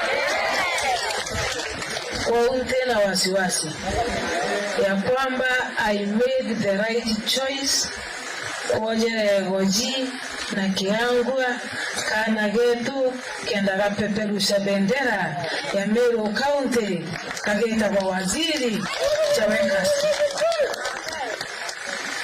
na bado sijakosa matumaini nembije gitare gakina nagaka kana gatekaranja hapana uko kwa serikali ndani kabisa kenora Rwanda ya muingira kwa waziri kuinga milango serikali ya mama ni kubwa sana akakarandene na kwanza mkamleta ili rubwekeza na gari aja wala ndoganagia ni ukumenya muno Bwana asifiwe oyo mwoga shughulikie gojojo leonde ena power na ndiye ndakuleta ororia ndenzumba ya mwathani gakakana gakambo jumbe kikoresha MCA atakuwa mjumbe andika leo andika gavana wenu ni Kiroria atakuwa mjumbe na agekarakara tiga murango Jwa ingana jo waziri wa county aka waziri wa national government. Bwana asifiwe. Leo kana buteka make ndagite gojire tano na wakuririkana Kawira kambivye gojiga ndokega lakini ngoma ne murongo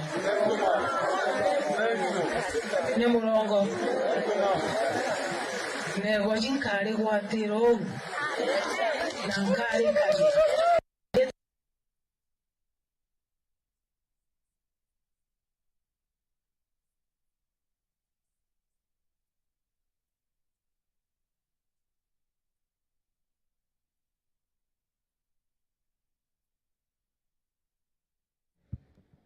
The last one, Annex 20.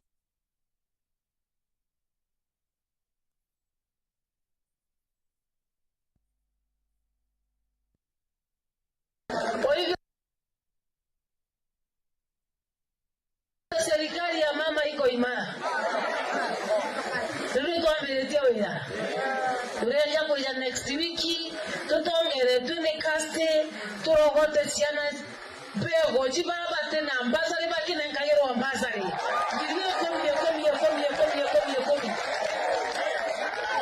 Kaste uongoze hiyo exercise. Tuana tuankigua. Tuana tena inya ambege kwa legalisti. Ana beto bazo.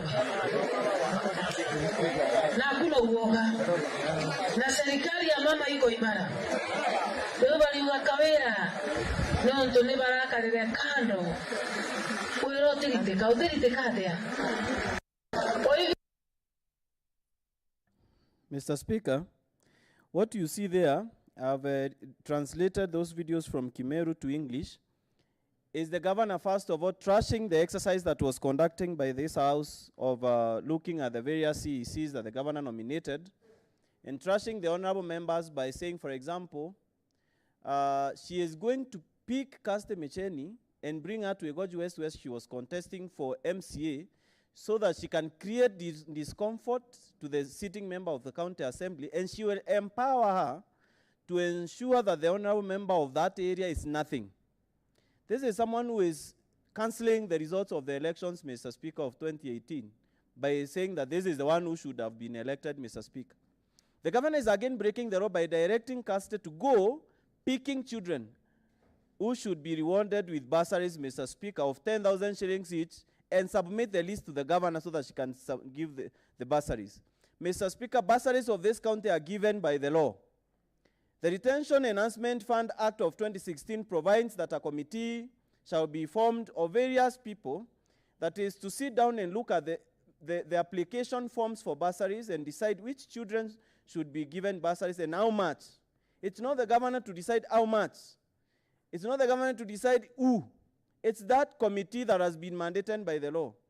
It's not the chiefs or the castes of this world who the governor is giving mandates to go around collecting children to be given bursaries, Mr. Speaker, to do that. It's the work of the Enhancement Retention Fund. And I would like, Mr. Speaker, to communicate even to those who are being given directions to carry them, Mr. Speaker.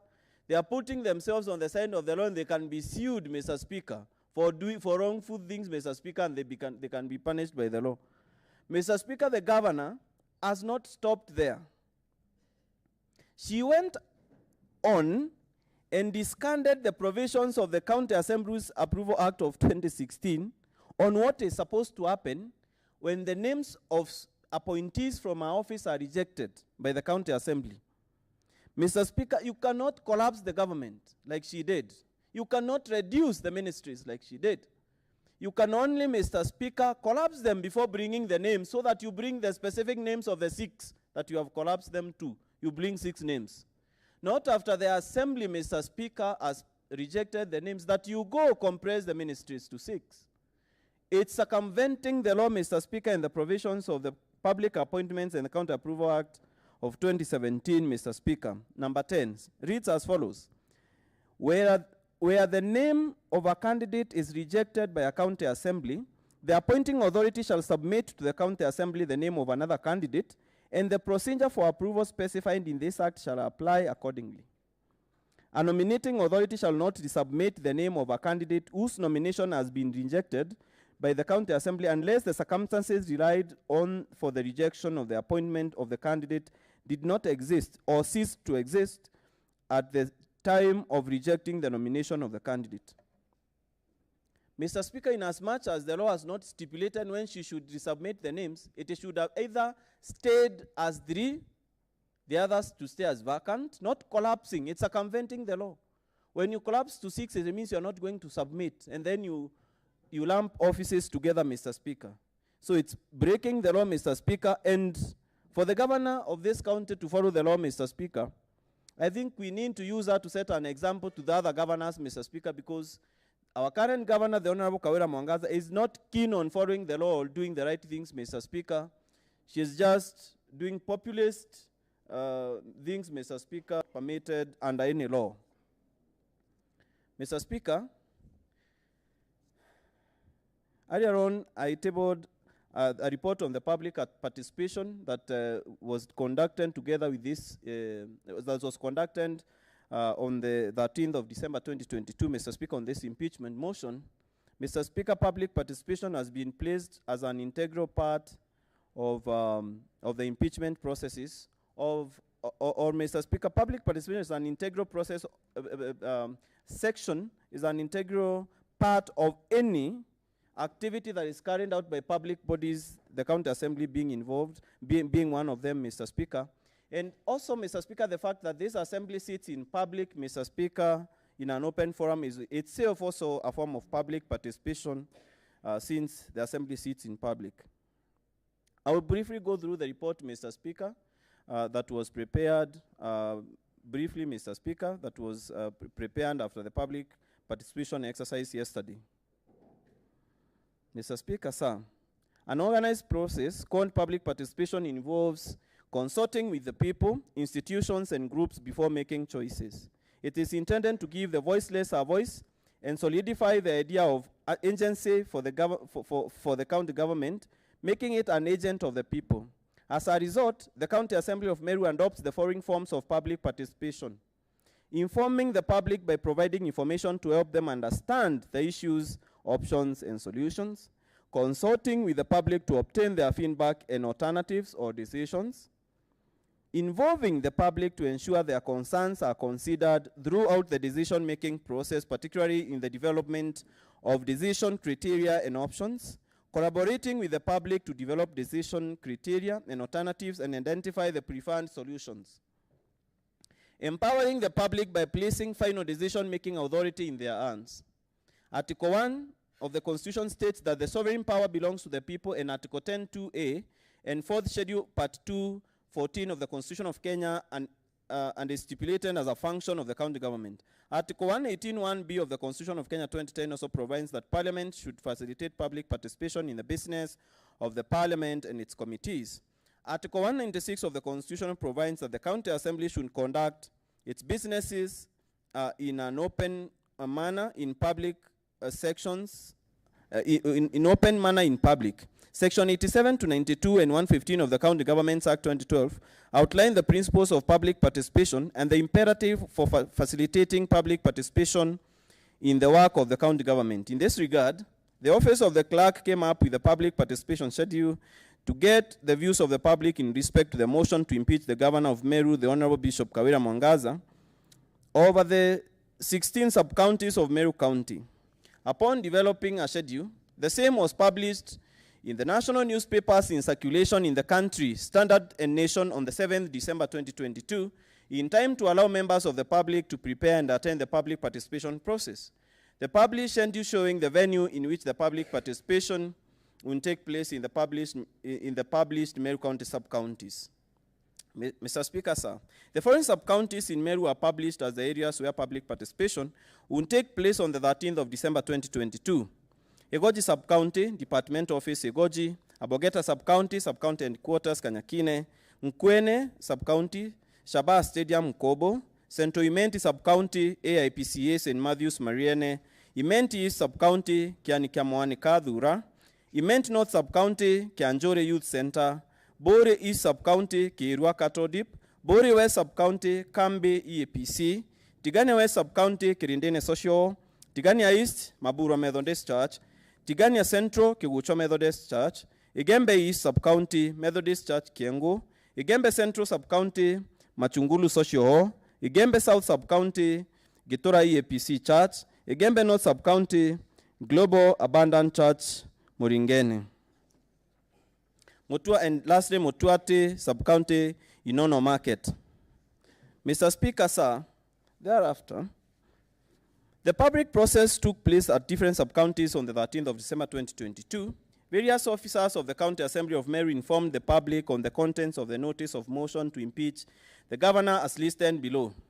Nepotism, illegal appointments, unlawful dismissals, and the usurpation of the constitution and statutory functions of the county organs, incitement, bullying, vilification, and misleading campaigns against other leaders, forceful entry into the assembly precincts and mobilization of unlawful riots against members of the assembly, unlawful riots against members of the county assembly, violation of public finance management laws, misconduct relating to the nomination of CECs. The citizens' representatives from each sub-locations in Meru sub-counties were requested to present their views regarding the motion to impeach the governor of Meru. More to that, there was impressive turnout at various sub-counties in Meru County as evidence at the public participation by the attached list of participants. Additionally, some participants forwarded their opinions in form of written memoranda. Other members of the public dropped their memoranda before the date of the public participation. Further, some members of the public forwarded their views to the county on the County Assembly public participation email, which reads publicparticipationmeru@gmail.com. Mr. Speaker, sir, divergent views were heard on the stage by the members of the public. Just to sample a few, the following common views were presented by the members supporting and opposing the motion to impeach the governor of Meru County. About 1,300 residents of different sub-counties registered to orally give their views in supporting or opposing the impeachment motion. 1. Views of the members of the public supporting the motion to impeach governor of the Meru County, Kawira Muswanda. Members of the public supported the motion and many cited the following grounds: alleged nepotism displayed by the governor by employing her relatives, such as the sister as a personal assistant and another sister as a bodyguard; alleged the appointment of Rufus Miriti as the county secretary without following the proper procedure of re-employment; alleged misconduct of the governor amounting to violation of various sections of the Constitution, nepotism, discrimination of officers of the county government of Meru offices, lack of decorum and respect to other elected leaders, removal of various officers from office illegally. The governor is alleged to run the county affairs on Okolea Kitty, according to the members of the public, and turning the county into one woman and husband show. The governor is alleged to have incited the citizens of Meru County against other leaders. The governor is alleged to have incited the public against the Cabinet Secretary for Agriculture, Medicare, Interior, Public in Rare, in Maua, in Maua. The governor is alleged, in Rare, in North, Igembe North. The governor is alleged to have accused members of the County Assembly of Meru by calling them cartels.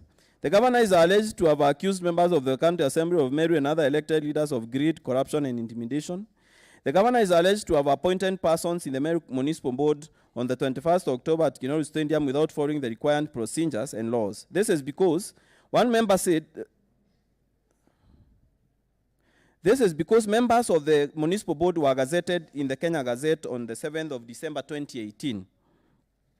The governor is alleged to have proposed politicians who vied for the MCA seat and lost as members of the County Assembly in various wards. An example is alleged by appointment of Caste Mecheni in Igoju East Ward and somebody by the name of Tirum in Abogeta West Ward as an alternative MCA.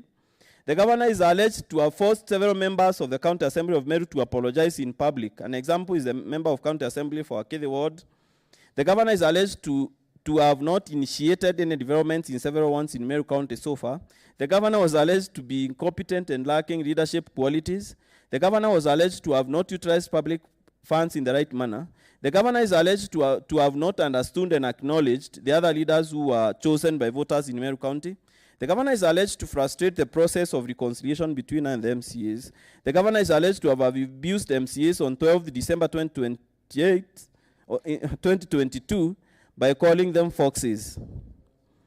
Further, about 300 public participants presented written memoranda in support of the motion to impeach the governor. 2. Views of the members of public opposing the motion to impeach the governor of Meru County, the Honorable Kawira Muswanda. These are the reasons the members of public who are opposing the motion give. The alleged impeachment of the governor of Meru is mainly embodies on claims of nepotism, irregular recruitment, failure to protect public interest, and conflict of interest. The alleged aforementioned claims were reported to EACC, which is the investigating body, not the MCAs. That a determination is yet to be made by the information body. That some claimants in the impeachment motion are under investigation. That the proposed impeachment motion was brought early, and the governor should be given more time to establish plans to develop Meru County. That the alleged grounds cited in the impeachment motion are not cited anywhere in law. That the alleged grounds cited in the impeachment motion have no basis. That the governor is development-oriented and the impeachment motion is biased and based on malice. That the governor, MCAs, and other leaders have not allegedly exhausted all forms of alternative dispute resolution mechanism to resolve their differences. That the governor is allegedly being impeached for being a woman in leadership as the governor of Meru County, as the governor of county government of Meru. On or about 30 residents of different sub-counties presented written memoranda to oppose the impeachment of the governor. Mr. Speaker, in a nutshell, it was observed that the principles and the key parameters necessary to conduct a public participation were met in the public participation exercise conducted at the sub-county level in Meru County. However, these are the findings of the public participation process in different sub-counties. Some members of the public stated their views in written memoranda and did not sign the memoranda. It's something we have seen. Some sub-counties conducting public participation faced challenges such as chaos, residents interrupting the public participation process and harassing the county assembly officers. In all sub-counties, residents gave their views in support or against the impeachment motion. that in Tigania Central Sub-County, the public participation process was to take place at Kigucho Methodist Church. However, the process did not take place in the same premises as the Reverend Daniel Midekan declined to allow the public participation process to take place in the church. The Reverend states that he was not consulted and he could not allow a political process to take place in the church. That the officers of the assembly moved to Kegoswa Chief's camp, where submissions and registration went smoothly until the process was interrupted. Thereafter, the police officers restored order and the public participation process resumed and ended seamlessly. In Egembe South Sub-County, the public participation process was interrupted abruptly by youths chanting slogans in favor of the governor. This led to police officers using tear gas to control the residents. Thereafter, the process proceeded to the end without any interruptions. That in Imenti North Sub-County, officers from the county assembly were blocked out of Kianjuri Center. As a result, the officers were forced to break into the hall. Thereafter, there was around the youth that interrupted the participation process severally. Officers of the county assembly were harassed and objects such as eggs thrown at them by around the youth chanting "Mama, Mama" slogans. The officers managed to restart the meeting several times, and finally, it was not conducive to proceed with the public participation exercise. Around the youth refused to sign their attendance sheets, and some youth attempted to tear their attendance sheets. However, some views and memoranda were collected by officers of the county assembly from the venue. In Motuate Sub-County, the public participation went smoothly and there were no distractions at all. In Tigania Sub-County, two opposing groups and altercations for like 20 minutes. Later, the exercise resumed and the process went down smoothly. In Egembe East Sub-County, the public participation exercise went smoothly and there were no distractions. In Kwene Sub-County, the public participation process went on smoothly until it was interrupted by Nick Mburugo and his supporters. However, the process was restored by police officers and the process proceeded peacefully, successfully. In Bohori West Sub-County, the public participation process was going smoothly until the first speaker took the floor. Visibly drunk goons hijacked the meeting chanting "Mama, Mama" slogans. Interestingly, the area ward administrator mobilized residents to interrupt the public participation process and declined to sign the attendance sheet. Instead, the ward administrator mobilized some residents to sign an independent attendance sheet and presented it to the officers of the Meru County Assembly at the premises.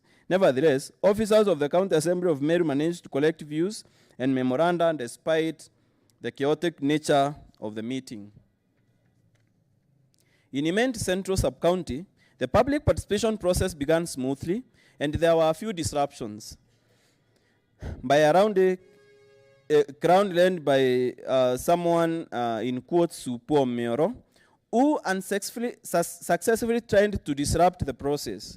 The crowd snatched one signing sheet and teared it. Additionally, the crowd snatched and stole a mobile device in one of the officers of the county assembly, from one of the officers of the county assembly, facilitating the public participation process. Thereafter, the officers left the premises for a while and restarted the process, which was usually uninterrupted. However, the officers managed to obtain some written memoranda and opinions of residents who were willing to give their opinions. The security team did not put in any efforts to restore the public participation process, and the officers of the county assembly took shelter at the MCA's office. In Tigania West Sub-County, the public participation process was smooth without any interruption and maximum cooperation by residents. In Egembe Central, the public participation process took place smoothly without interruptions from residents. Instead, the residents cooperated and gave their views. In Imenti East Sub-County, the process began smoothly and the officers of the assembly began registering members of the public. A changed youth group disrupted the meeting by snatching attendance registration forms and written submissions. Conclusively, the process restarted again and was completed successfully. In Egoji Sub-County, the public participation process began smoothly before it was disrupted by residents chanting "Mama, Mama" slogans. According to the residents, the attendance sign list meant that they supported the impeachment motion. The residents later demanded to be given the list, but the policemen escorted the officers to hide the same list at the police station. The round crowd was calmed down by the area MCAs, and the process of the willing residents to give their views and memoranda proceeded successfully. In Igembe North Sub-County, the public participation process was conducted smoothly without any disruptions, and the residents were very cooperative.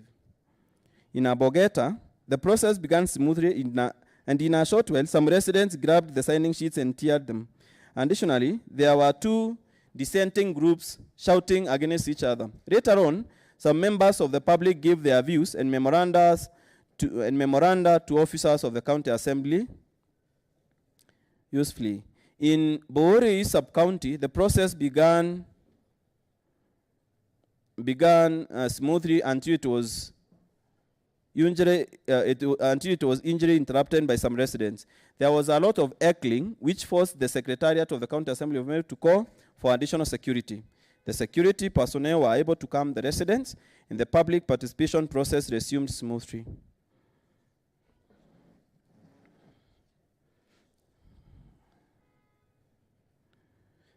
Mr. Speaker, the move of this motion, I, Dennis Kiogora, DMK, is particularly grateful to the offices of the Speaker, the Clerk of the County Assembly of Meru, and members of the Assembly, staff, and members of the public for facilitating the public participation exercise. Mr. Speaker, as I close this motion, moving this motion, Mr. Speaker, I urge this Honorable House to interrogate the contents of the motion, Mr. Speaker, the attached evidence, and even the feelings of the members of the public, even those who are opposing the motion, Mr. Speaker, from the public, and hold the governor of Meru County to account, Mr. Speaker, for the wrongs she has committed, Mr. Speaker, while in office, Mr. Speaker, which are not about to stop, Mr. Speaker, because even the members of the public themselves, through the public participation, have brought to the attention of this House some occurrences that are taking place even as the impeachment goes on, and the carefree attitude and the insults that the governor is still hurling at this House even as this process continues. Mr. Speaker, I beg to move this motion and invite the Honorable Member for Kibirichi Ward, Jacob Muirigi, to second the motion.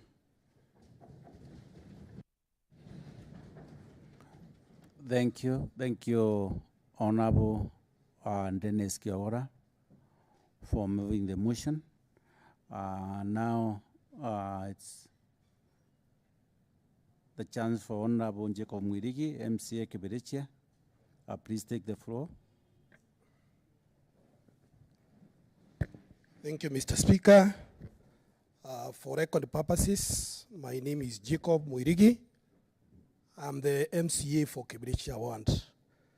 Mr. Speaker, before I give my contribution, allow me to appreciate the Honorable Dennis Kiogora for appropriately moving the impeachment motion.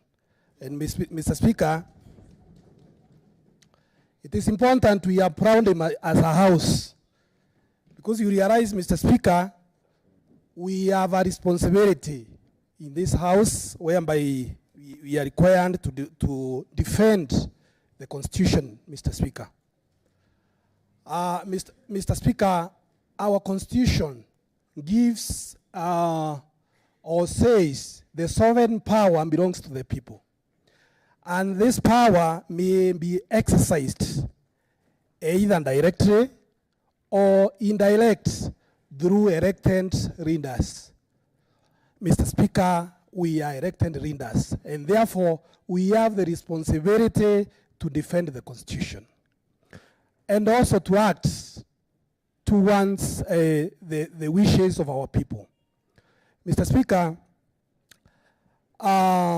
this Honorable House has a constitutional mandate to see to it that the Constitution is really, the Constitution and other laws of the land are adhered to. In this respect, Mr. Speaker, one of our responsibilities is, Mr. Speaker, to oversight what the executive does. And in this case, Mr. Speaker, the governor in question, the one Honorable Kawira Muswanda, has really defied the Constitution and other laws of this land. Mr. Speaker, we have a duty to pray as a house, and we can't sit, Mr. Speaker, and watch the governor act or do all irregularities that are going on. There are a lot of irregularities, Mr. Speaker. The image of this county, Mr. Speaker, has been totally distorted. We have a duty, Mr. Speaker, to redeem Meru County. Mr. Speaker, there is no sanity in this county. Mr. Speaker, we have a duty to restore sanity in Meru County. This county government, Mr. Speaker, and the people of Meru are in the hands of a dictator governor, Mr. Speaker. We have, Mr. Speaker, to restore the possession, Mr. Speaker. Therefore, Mr. Speaker, the move of the motion has been quite elaborate on the accounts that, Mr. Speaker, which he has really done a strong case. Therefore, I will take a few issues in support as I second, Mr. Speaker. And my first issue, Mr. Speaker, I will refer to the dismissal of the CEO of the County Revenue Board. Mr. Speaker, there are laws that govern each and every office, Mr. Speaker. In this case, Mr. Speaker, the chief executive was in office until when Her Excellency the Governor dismissed him. This was out of revenge, Mr. Speaker. You will recall during 2 years ago, Mr. Speaker, when the same officer was discharging his official duties, Mr. Speaker. And one time, he had to visit Baita TV to demand for the license payment, Mr. Speaker, which never happened. Mr. Speaker, immediately after assuming office, the governor, Kawira Muswanda, went ahead and dismissed the one honorable, Dr. Ntungai, for actually demanding the license. So the governor used her office and powers that are in the governor's office to revenge against an officer who was in his line of duty. That is misuse of office, Mr. Speaker. Mr. Speaker, there are several cases, Mr. Speaker, which has been cited by Honorable Kawira, and also the issue of nepotism. You will recall, Mr. Speaker, recently, and that was last month, we were invited to the Office of Controller of Budgets. Mr. Speaker, this Honorable House was represented by a very able team led by yourself, the Majority Leader, the clerk of this assembly, the budget officer, and myself, Mr. Speaker, the chair for Budget and Appropriations Committee. The other side, Mr. Speaker, was represented by Her Excellency the Governor, the newly recruited CEC, the chief officer, and 2 sisters to the governor, Mr. Speaker, were in the boardroom negotiating on behalf of Meru County. Nepotism, Mr. Speaker. Nepotism, Mr. Speaker. How can these sisters sit in a boardroom negotiating on behalf of a county government? Mr. Speaker, that can't be allowed to happen. And Mr. Speaker, it is not right. A lot of irregularities, Mr. Speaker, are going on, and our governor has really proved that she cannot abide by the law. She is out to break every law. This Honorable House has enacted several laws, but the governor is acting to the contrary. None of the existing laws she seems to abide to. Therefore, Mr. Speaker, without using a lot of time, I second the motion that seeks the removal of Governor Bishop Kawira Mwangasa. Thank you, Mr. Speaker, sir. Thank you, Honorable Jacob Mwirigi, for seconding the motion. And now, honorable members, pursuant to the provisions of Standing Order number 54-1, I now propose the question which is, whereas Article 10 of the Constitution, Section 3 and 16 of the Leadership and Integrity Act 2012, the Leadership and Integrity Act, and Section 9, 10, and 11 of the Public Office Ethics Act 2003, the Public Officer Ethics Act established, among others, the rule of law, democracy, human rights, dignity, courtesy, respect, social justice, inclusiveness, equality, human rights, poverty, professionalism, non-discrimination, protection of the marginalized, good governance, transparency, and accountability as part of the national values and the principles of governance. Article 10, 73, and 75 of the Constitution requires state officers at all times, whether in public or private life, to behave in a manner that, among other things, 1, brings honor to the nation and dignity to the office that a state officer owns. Ensure decisions are not influenced by nepotism, favoritism, and other improper motives. 3, demonstrates discipline and commitment in service to the people and avoids demeaning the office that a state officer owns. Articles 10, 232, 235, and 236 of the Constitution and Section 59, 59A, 60, 62, 63, 64, and 65 of the County Government Act 2012, the County Government Act, provide for the values and the principles of public service and establish an elaborate framework for the establishment of county public offices and the recruitment, employment, and dismissal of county public officers.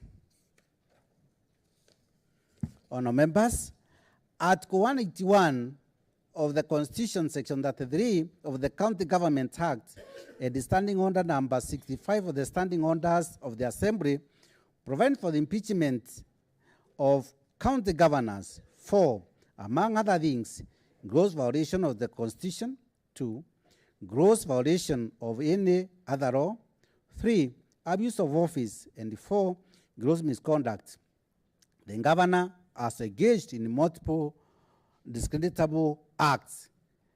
The discreditable acts that severally and collectively amount to gross violation of the Constitution, 2, gross violation of various national and county laws, and 3, abuse of office, and 5, gross misconduct.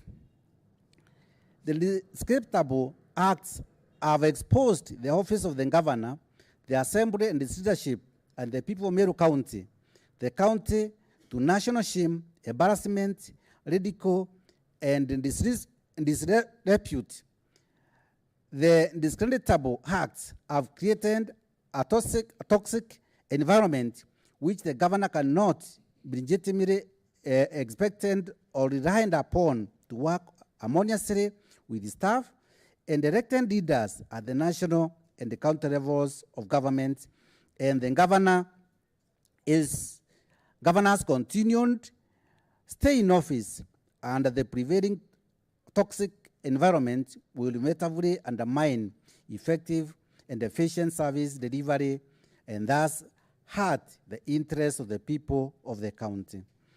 The Assembly resolves to impeach the governor, and Article 181 of the Constitution, Section 33 of the County Government Act, and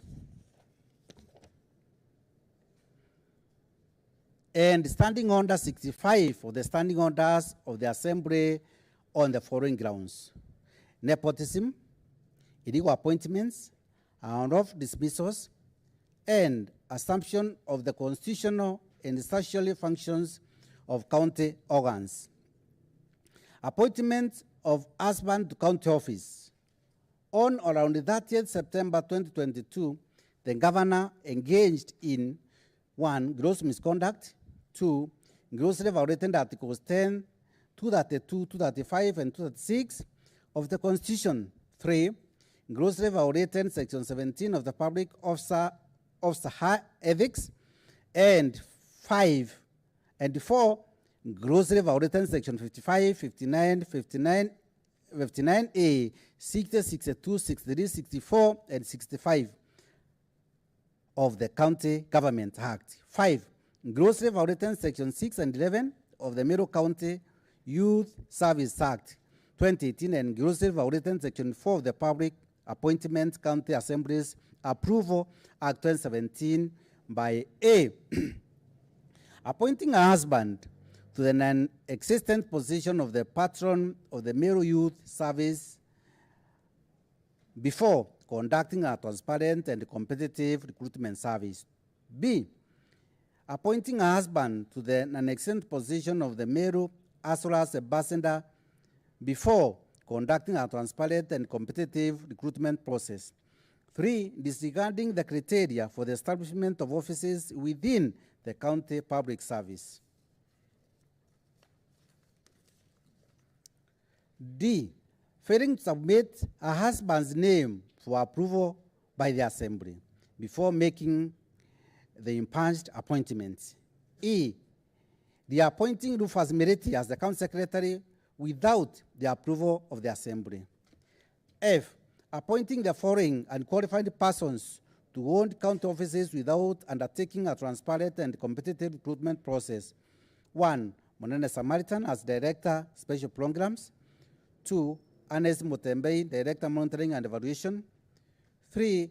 Henry Mzungu as Director of Administration, and Hilary Sandi as Director of Communication. G. Usurping or thrashing the constitutional and statutory functions of 1. The Assembly, 2. The Meru County Public Service Board, and 3. The Meru County Youth Service Board. Evidence of the governance: 1. Gross misconduct, 2. Gross violation of Articles 10, 232, 235, and 236 of the Constitution. 3. Gross violation of Section 17 of the Public Officer Ethics Act. 4. Gross violation of Sections 55, 59, 59A, 60, 62, 63, 64, and 65 of the County Government Act. And 5. Gross violation of Section 6 and 11 of the Meru County Youth Service Act 2018 and gross violation of Section 4 of the Public Appointment County Assemblies Approval Act 2017 is set in the video saved as Annex 2, Appointment of Husband Annex 3, Appointment of Rufus Merit Annex 4, Appointment of Resandi in the first disc presented herewith. The transcripts, translations of these videos are attached to Annex 2, Annex 3, Annex 4 to the affidavit sworn by Dennis Kiaura and the MK on 21st November 2022 in support of this motion. The affidavits in support of the motion. Further evidence is in the Ethics and Anti-Corruption Commission data and dated 19th October 2022 and a screenshot from the governor's Facebook page, respectively attached as Annex 5 and Annex 5A to the affidavit in support of the motion. Round-shine appointments of county workers at Timau. On or around 22nd September 2022, the governor grossly violated 1. Articles 10, 232, 235, and 236 of the Constitution. 2. Grossly violating Section 55, 59, 59A, 60, 62, 63, 64, and 65 of the County Government Act by A. Appointing firefighters at a public gallery at Timau in misguided and sustainable popularism before conducting a transparent and a competitive recruitment process. B. Subjecting potential applicants for county jobs to public humiliation by converting the crowd at the public gallery as the advertising, recruiting, shortlisting, and appointing authority, and usurping and thrashing exclusive constitutional and statutory mandates and the functions of the Meru County Public Service Board. Evidence of the governor: 1, gross violation of Articles 10, 232, 235, and 236 of the Constitution, and 2, gross violation of Section 55, 59, 59A, 60, 62, 63, 64, and 65 of the County Government Act is set in the video saved as Annex 6 in the first disc and presented herewith. The transcript translation of the video is attached to Annex 6A to the affidavit to the motion. Road signed appointment of county workers at Nkobo. On or around 9 September 2022, the governor engaged: 1, gross misconduct; 2, gross violation of Articles 10, 232, 235, and 236 of the Constitution, and 3, gross violation of Sections 55, 59, 59A, 60, 62, 63, 64, and 65 of the County Government Act by A, appointing the market guns at a public gallery at Nkobo, misguided and unsustainable populism before conducting a transparent and competitive recruitment process, and B, usurping exclusive constitutional and statutory functions and mandates of the Meru County Public Service Board. Evidence of the governor: 1, gross misconduct, gross violation of Articles 10, 232, 235, and 236 of the Constitution, and 3, gross violation of Section 55, 59, 59A, 60, 62, 63, 64, and 65 of the County Government Act is set in the video saved as Annex 7 in the first disc presented herewith. The transcript translation of the video is attached as Annex 7A to the affidavit in support of the motion. Road signed appointment of county workers at Kianjai. On or allowed 9 September 2022, the governor engaged in: 1, gross misconduct; 2, gross violation of Articles 10, 232, 235, and 236 of the Constitution, and 3, gross violation of Section 55, 59, 59A, 62, 63, 64, and 65 of the County Government Act by A, illegally directing warrant and sub-county administrators to employ sweepers and market guns at a public gallery at Kianjai, misguided and unsustainable populism before conducting a transparent and competitive recruitment process, and B, directing warrant and sub-county administrators to usurp exclusive constitutional and statutory functions and mandates of the Meru County Public Service Board. Evidence of the governor's: 1, gross misconduct; 2, gross violation of Articles 10, 232, 235, and 236 of the Constitution, and 3, gross violation of Section 55, 59, 59A, 60, 62, 63, 64, and 65 of the County Government Act is set in the video and saved as Annex 8 in the first disc, presented herewith. The transcript translation of the video is attached as Annex 8 to the affidavit in support of the motion. Illegal Committee on the Meru Municipality. On or around 21st October 2022, the governor: 1, grossly violated Articles 10, 232, 235, and 236 of the Constitution; 2, grossly violated Section 12, 14, 15, and 20 of the Urban Areas and Cities Act; and 3, grossly violated the charter establishing the Meru Municipality by A, illegally appointing a committee to manage Meru Municipality affairs at a public area at Kinoru, yet the function is vested in the Meru Municipal Board. 2, directing the aforesaid illegal committee to usurp the functions of the Meru Municipal Board. C, usurping the functions of the Meru County Public Service Board. D, trashing the procedures for the appointment of county public officers. And E, spewing aids a speech against the G4S company. Evidence of the governor: 1. Gross violation of Article 10, 232, 235, and 236 of the Constitution, and gross violation of Section 12, 14, 15, and 20 of the Urban Areas and Cities Act is set in the video saved as Annex 9 in the first disc.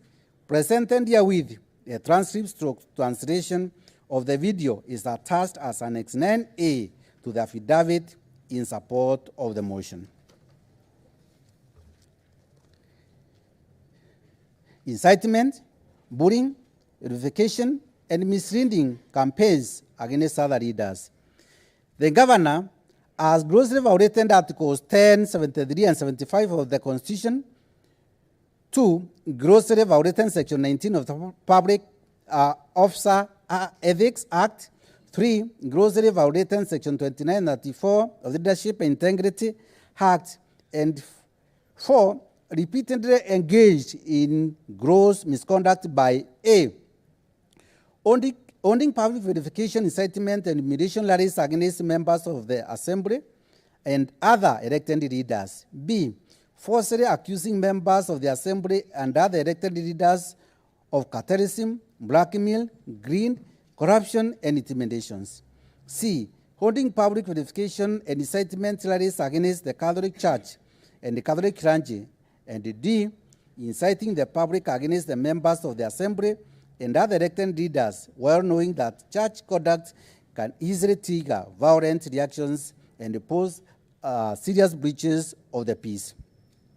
Evidence of specific illustrative examples of the governor's verification and incitement campaigns against members of the Assembly and other elected leaders are outlined in paragraph 7 to 12 below. Humiliation of the minority leader. On or around 24th October 2022, the governor: 1. Grossly violated Articles 10, 73, and 75 of the Constitution. 2. Grossly violated Section 19 of the Public Officer Ethics Act. 3. Grossly violated Section 29 and 34 of the Leadership and Integrity Act. And 4. Engaged in gross misconduct by A. Bullying and inciting the public against the minority leader and the member of Assembly for Wakithe 1, Honorable Mwenda Ithire, the minority leader at a public rally held at Mweronkanga. B. Requiring the minority leader to make public apology for unknown and disclosed wrongs at the public rally held at Mweronkanga. C. Violently grabbing microphone from the minority leader at the public rally held at Mweronkanga. D. Offering to protect the minority leader against the Speaker of the Assembly from unknown and undisclosed dangers. And E. Falsely accusing the members of the Assembly and other elected leaders of cartelism, blackmail, greed, corruption, and intimidation. Evidence of the governors. 1. Gross violation of Article 10, 73, and 75 of the Constitution. 2. Gross violation of Section 19 of the Public Officer Ethics Act.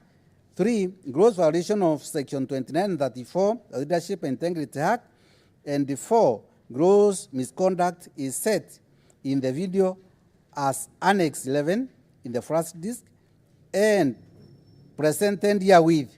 The transcription stroke translation of the videos is attached as Annex 11A to the affidavit in support of the motion.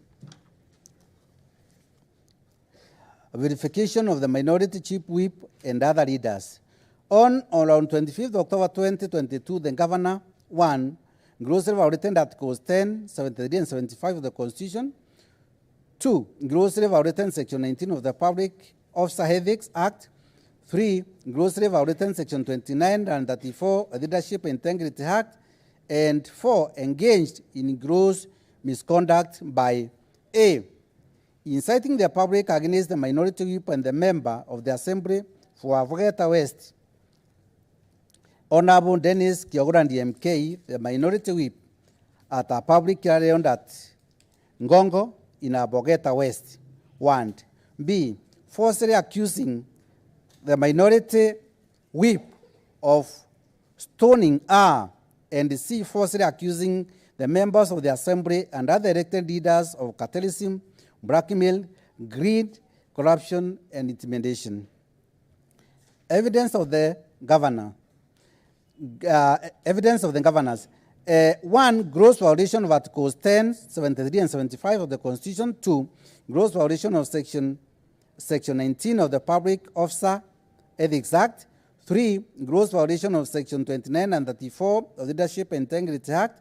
And 4, gross misconduct is set in the video saved as Annex 12 in the first disc, presented herewith. The transcription/translation of the video is attached as Annex 12A to the affidavit in support of the motion. Verification of the Senate Meru County. On or around 12th September 2022, the governor, 1, grossly violated Articles 10, 73, and 75 of the Constitution. 2, grossly violated Section 19 of the Public Officer Ethics Act. 3, grossly violated Section 29 and 34 of the Leadership and Integrity Act. And 4, engaged in gross misconduct by A, inciting the public against the Senator of Meru County, Honorable Kaduri Murongi, at a public rally held at Lare in Tunene Ward. B, falsely accused the Senator of demanding a share of county government appointments. C, falsely accusing the Senator of antagonizing and creating a wedge between the governor and the President of the Republic of Kenya. And D, falsely accusing the Senator of cartelism, blackmail, greed, corruption, and intimidations. Evidence. 1, gross violation of 10, 73, and 75 of the Constitution. 2, gross violation of Section 19 of the Public Officer Ethics Act. 3, gross violation of Section 29 and 34 of the Leadership and Integrity Act. And 4, gross misconduct is set in the video as Annex 13 in the first disc, presented herewith. A transcript or translation of the video is attached as Annex 13A to the affidavit support motion. Verification of the Cabinet Secretary for Agriculture. On or around 12th September 2022, the governor, 1, grossly violated Articles 10, 73, and 75 of the Constitution. 2, grossly violated Section 19 of the Public Officer Ethics Act. 3, grossly violated Section 29 and 34 of the Leadership and Integrity Act. And 4, engaged in gross misconduct by A, bullying and inciting the public against the Cabinet Secretary for Agriculture, Honorable Franklin Mithika at a public rally held at Lare in Tunene Ward. B, falsely accusing the Cabinet Secretary of demanding a share of the county government appointment. C, falsely accusing the Cabinet Secretary of antagonizing and creating a wedge between her and the President and the Republic of Kenya. And D, falsely accusing the Cabinet Secretary of cartelism, blackmail, greed, corruption, and intimidation. Evidence. 1, gross violation of Articles 10, 73, and 75 of the Constitution. 2, gross violation of Section 19 of the Public Officer Ethics Act. 3, gross violation of Section 29 and 34 Leadership and Integrity Act. And 4, gross misconduct is set in the video saved as Annex 13 in the first disc, presented herewith. A transcript/translation of the video is attached to Annex 13A to the affidavit supporting the motion. Verification of the MP for Tigania East constituency. On or around 9th November 2022, the governor and husband, 1, grossly violated Articles 10, 73, and 75 of the Constitution. 2, grossly violated Section 19 of the Public Officer Ethics Act. 3, grossly violated Section 29, 34 of the Leadership and Integrity Act. And 4, engaged in gross misconduct by A, inciting the public against the member of Parliament for Tigania East constituency, Honorable Mpuri Aburi, at a public rally held at Mbaranga in Karama Ward. B, falsely accusing the MP for Tigania of demanding that the governor appoint the MP's wife as a county executive committee member. C, falsely accused the MP for Tigania East of demanding that the governor pre-qualifies is 12 companies for the award of county tenders. D, falsely accusing the MP for Tigania East of presenting fake pending bills for payment by the county government. And E, falsely accusing the MP for Tigania East of cartelism, blackmail, greed, corruption, and intimidation. Evidence. 1, gross violation of Articles 10, 73, and 75 of the Constitution. 2, gross violation of Sections 19 of the Public Officer Ethics Act. 3, gross violation of Section 29 and 34 of the Leadership Integrity Act. And 4, gross misconduct is set in the video saved as Annex 14 in the first disc presented herewith. The transcript stroke translation of the video is attached as Annex 14A to the affidavit in support of the motion. Verification of the Catholic Church and clergy. On or around 17th October 2022, the Governor, 1, grossly violated Articles 10, 73, and 75 of the Constitution. 2, grossly violated Sections 19 of the Public Officer Ethics Act. 3, grossly violated Section 29 and 34 of the Leadership Integrity Act. And 4, engaged in gross misconduct by A, inciting the people against the Roman Catholic Church and the Bishop of the Catholic Diocese of Meru, Mr. Salesius Mugambi, at a public rally held at the former Igoji Boys Secondary School. B, falsely accusing the Catholic Church of grabbing public land. C, falsely accusing the Catholic Church of cartelism, blackmail, greed, corruption, and intimidation. D, conducting a mock public prayer to demean and humiliate the Catholic Church and the Catholic clergy. And E, inciting the public against religious leaders while knowing that church conduct can easily trigger violent reactions and pose a serious breach of the peace. Evidence of the governors. A, gross violation of Articles 10, 73, 75 of the Constitution. And 2, gross violation of Section 19 of the Public Officers Ethics Act. 3, gross violation of Section 29 and 34 of the Leadership Integrity Act. And 4, gross misconduct is set in the video saved as Annex 15 in the first disc presented herewith. The transcript stroke translation of the video is attached as Annex 15A to the affidavit in support of the motion. Forced entry into the Assembly, presence, and the mobilization of unlawful riot against members of the Assembly. On or around 19th October 2022, the Governor and her husband, 1, grossly violated Article 10, 73, and 75 of the Constitution. 2, grossly violated Sections 5 and 7 of the County Assembly's Powers and Privileges Act 2017. And 3, engaged in gross misconduct by A, forcefully entering the premises of the Assembly. B, falsely accusing members of the Assembly and other elected leaders of cartelism, blackmail, greed, corruption, and intimidation. C, organizing a violent demonstration against the members of the Assembly at the Assembly presence. And D, addressing a riotous crowd at the presence of the Assembly. Evidence of the Governor and the husband. 1, gross violation of Articles 10, 73, and 75 of the Constitution. 2, gross violation of the Assembly Act 17. And 3, gross misconduct is set in the videos saved as Annex 16 and Annex 17 in the first disc presented herewith. The transcript stroke translation of the videos are attached as Annex 16A and Annex 17A, the affidavit in support of the motion. Violation of public finance management laws. On 6 September 2022, the Governor, 1, grossly violated Articles 201 and 207, 1 of the Constitution. 2, grossly violated Section 109(2), and 159 of the Public Finance Management Act 2012.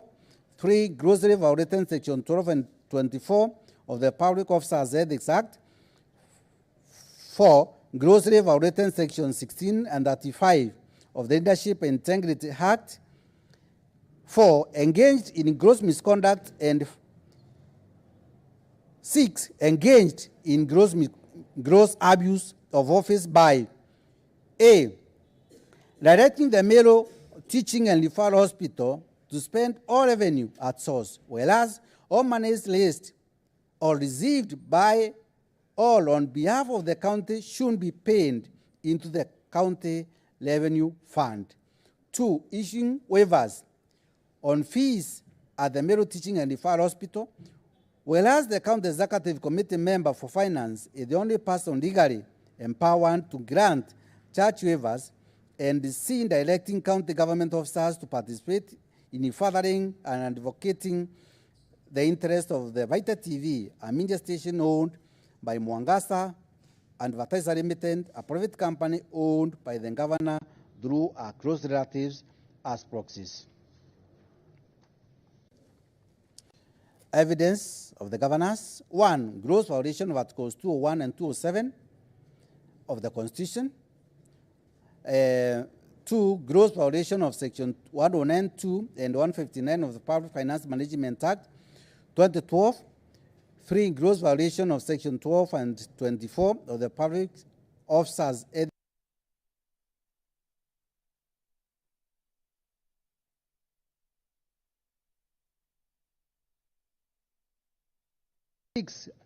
Gross abuse of the office is set in the video saved as Annex 18.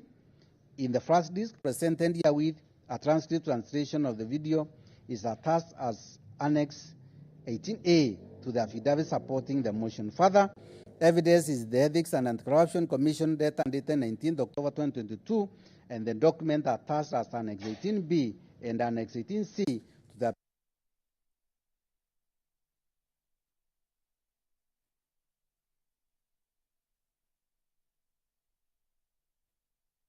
of CECs. On around the 8th November 2022, the governor engaged in 1. Gross misconduct. 2. Grossly violated Articles 10, 73, and 75 of the Constitution. 3. Grossly violated Section 10(1) of the Public Appointment, County Assemblies Approval Act 2017. And 4. Grossly violated Sections 3, 4, 10, and 11 of the Mero County Retention Enhancement Fund Act 2016 by 1. By A. Verifying members of the Assembly for refusing to approve some County Executive Committee CEC nominee at a public hearing held at Kiangwa in Igoji West. B.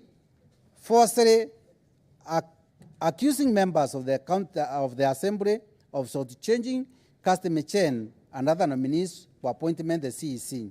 C. Illegally instructing customary chain usurp the statutory powers of the Igoji West Ward Retention Enhancement Fund Committee by identifying the persons that will benefit from county bursary funds. D. Failing to submit the names of other candidates to the county assembly for approval for appointment to the CEC after the assembly rejected some nominees. E. Reorganizing government to 6 departments and direct 3 CEC's members after the rejection of some nominees instead of submitting names of other candidates to the county assembly for approval. And F. Swearing to appoint to a government and actively work with the rules of the 2022 county elections instead of duly elected MCAs to steer Lagos within the assembly. Evidence of the governors. 1. Gross misconduct. 2. Gross violation of Articles 10, 73, and 75 of the Constitution. And 3. Gross violation of Section 10(1) of the Public Appointments County Assemblies Approval Act 2017 is set in the videos saved as Annex 19 and Annex 20 in the flash disk presented herewith. The transcript of the video are attached as Annex 19 and Annex 20A to the affidavit in support of the motion.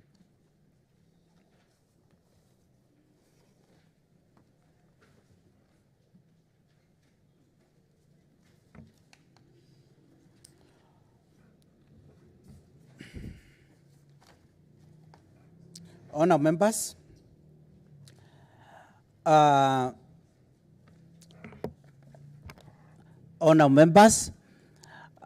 before we begin the debate on the motion that is now before the House, it is a fundamental principle in law that an accused person has right to be heard and to face the accuser on the allegations before them.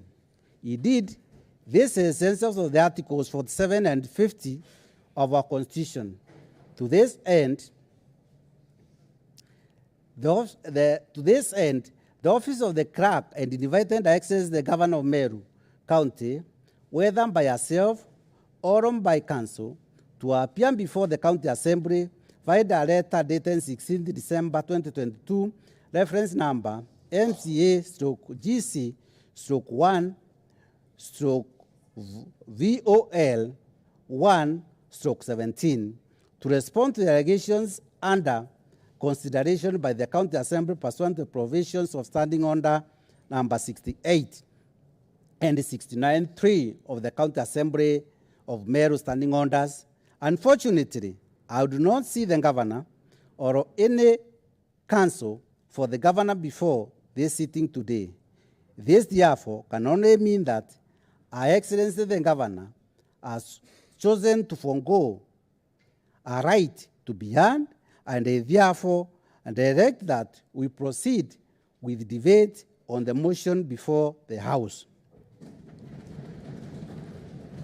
If, however, Her Excellency the Governor appears before conclusion of the debate on the motion before the House and before the mover of the motion response, I will accordingly proceed to give her the right to respond to the debate before the House in line with the provisions of Article 47 and 50 of the Constitution, as well as the Standing Order number 69(3) of Standing Order, or 69(3) of our Standing Orders.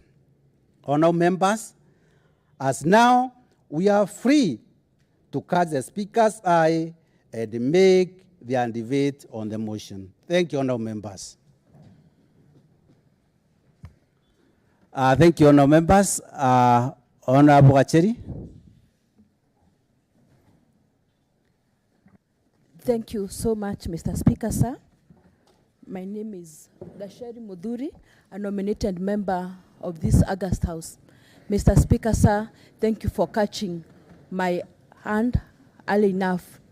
Mr. Speaker, sir, I must say today is a very sad day for the women of Meru and for the women of Kenya, Mr. Speaker, sir, that we are here debating the impeachment of a fellow woman. And Mr. Speaker, sir, as a woman, I really feel saddened because for very many years, Mr. Speaker, sir, women have fought to have this space of being heard, to sit in tables where they can be heard and not only be seen. But one, Mr. Speaker, one Honorable Kawira Muswanda has proved to be a leader who is not ready to work with other women leaders, has proved to be a leader who, Mr. Speaker, as the mover of the motion, has clearly put it, who has broken so many laws, Mr. Speaker. And that's why, Mr. Speaker, as women, we are really supporting the impeachment, and personally I'm supporting the impeachment of one Honorable Kawira Muswanda.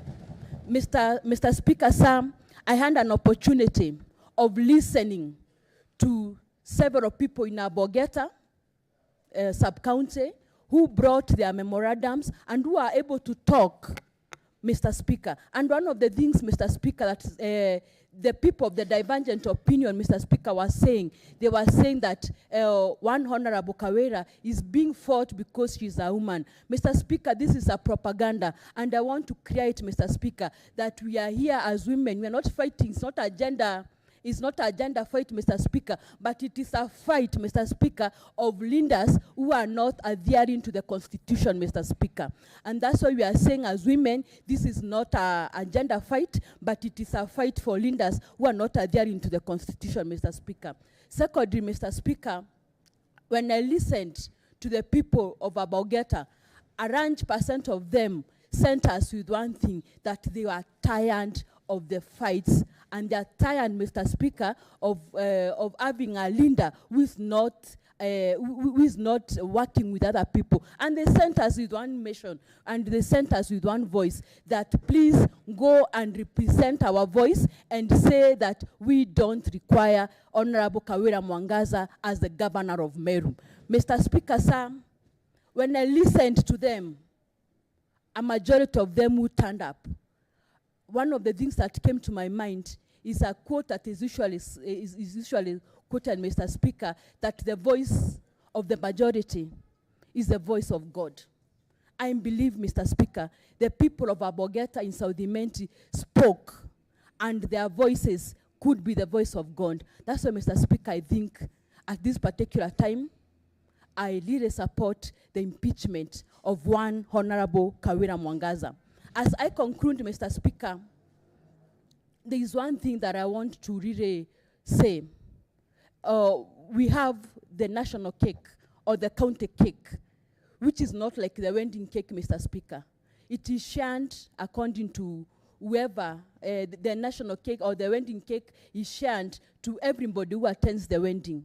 But, Mr. Speaker, the national cake or the county cake is shared depending with who is owning the knife. Mr. Speaker, when one Honorable Kawira is owning the knife, Mr. Speaker, we are worried because, Mr. Speaker, like on Jamhuri Day, we saw the people of Metongo being given what the governor termed as Christmas. Mr. Speaker, it was so humiliating to find the flowers of Unga being thrown to the people. Mr. Speaker, this is human, the human dignity, Mr. Speaker, was violated. And I really feel, Mr. Speaker, the people of South Imenti, they are not so miserable, Mr. Speaker, that we get the unga being thrown to the people like dogs. That's why, Mr. Speaker, I feel one Honorable Kawira Muswanda violated the human rights, Mr. Speaker, by allowing people to really,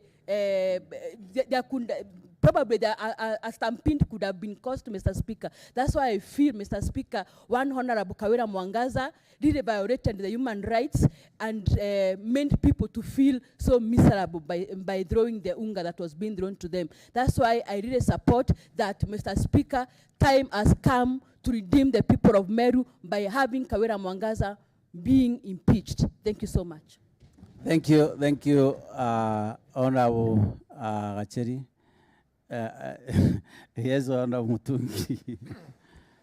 Okay, Mr. Speaker, sir, for the purpose of record, I'm Mutungi representing the greater people of Amwadi Ward, and I stand here to support the impeachment of Excellency Honorable Kawira Muswanda because he is not qualified for the task. Honorable Kawira Muswanda, she is a comedian, she is a liar, she is immoral, because I can't expect a own governor to lecture her husband in front of Meru people instead of lecturing or telling people how much she will move Meru forward by either introducing some new techniques, either addition of bursaries, but instead she lectures to us how the reason as to why she loved her husband, Morea Baisu, by the long beard, Morea has. So, Mr. Speaker, sir, I rise to support the impeachment of Her Excellency Honorable Kawira Muswanda. Thank you, Honorable Mutungi. Honorable Mbioki. Thank you, Mr. Speaker. Godwin Mutembe Mbioki, representing the people of Igoji West. Mr. Speaker, I stand to support the motion to impeach one Honorable Kawira Muswanda.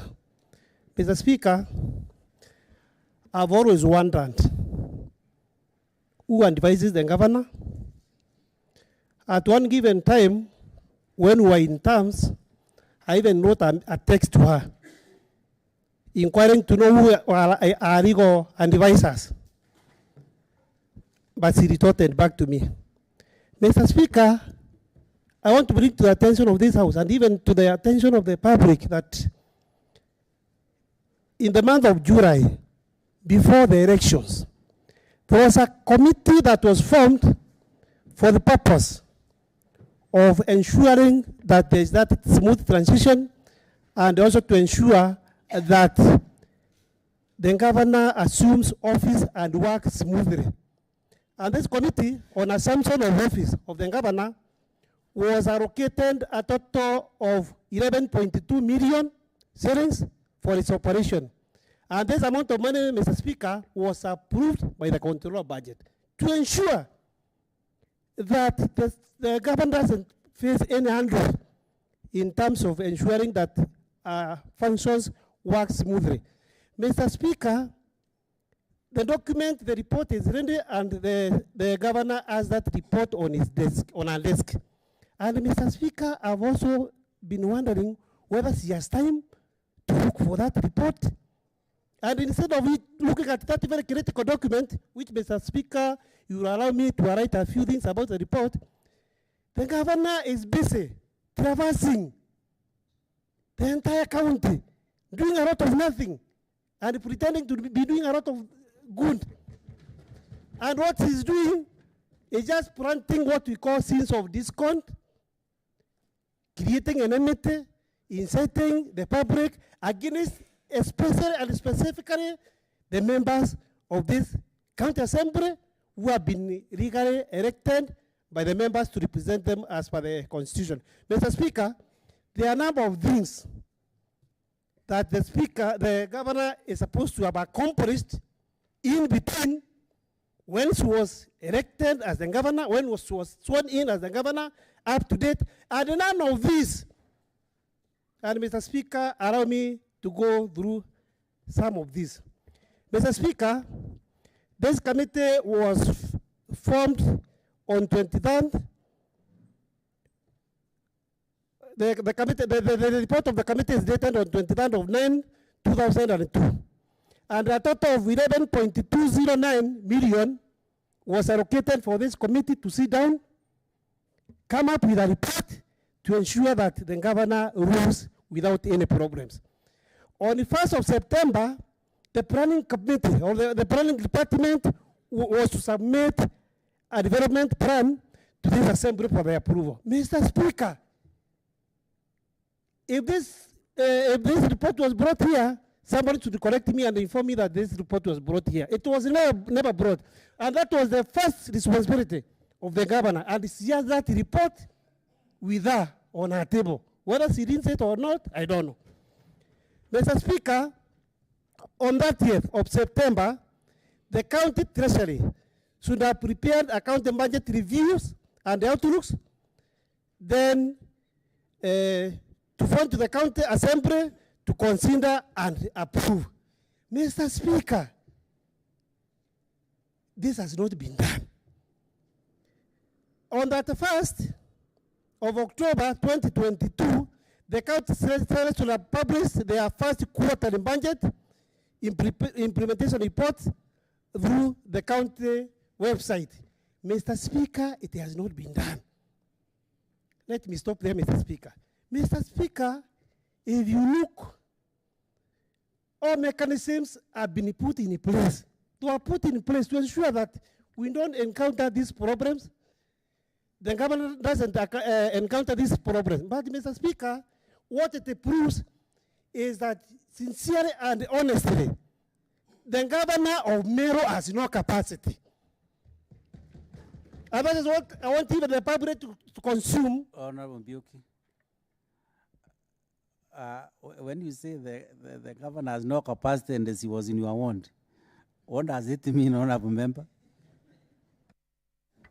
Mr. Speaker, I'm saying he doesn't have the capacity because he doesn't know what he's even supposed to be doing.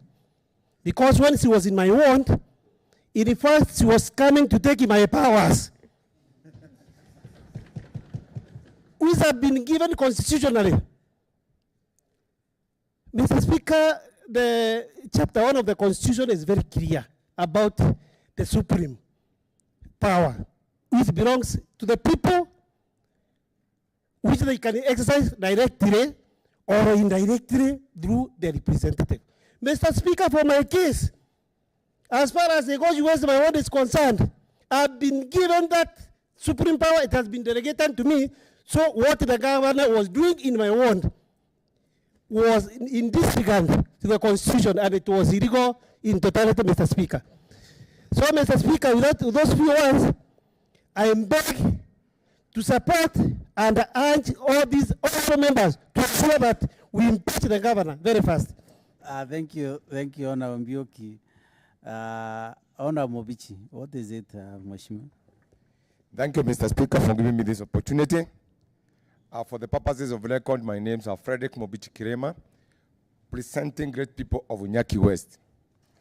It is my humble submission that Article 10 of Constitution of Kenya 2010 provides principles and values of good governance, Mr. Speaker. These values and principles binds all state organs, state officers, and all persons applying, interpreting Constitution, interpreting the law, and when making public policy decision, Mr. Speaker. Among other values and principles, Mr. Speaker, is sharing of devolution of power, inclusiveness, good governance, transparency, accountability, and then Governor Mwangasa is not a person of inclusivity. Instead, she's a person of unilateral decisions. She has completely undermined this honorable assembly, the members' MCA, disrespecting members and honorable assembly. It has enrolled trust, consequently leading to bad governance, Mr. Speaker. She has completely failed to conduct herself in integrity, humility, and respect for others, Mr. Speaker. Governor Kawira Muswanda, she has failed to meet constitutional standards and her stay in the office of governor is no longer tenable. It is long overdue, Mr. Speaker, sir.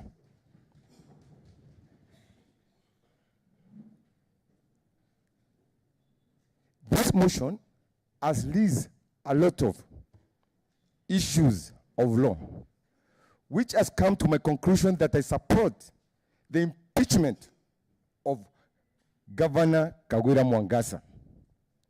For one, she is not a person who will tolerate anybody in her leadership. She only assumes that other leaders who are elected, they are there for the sake of being there.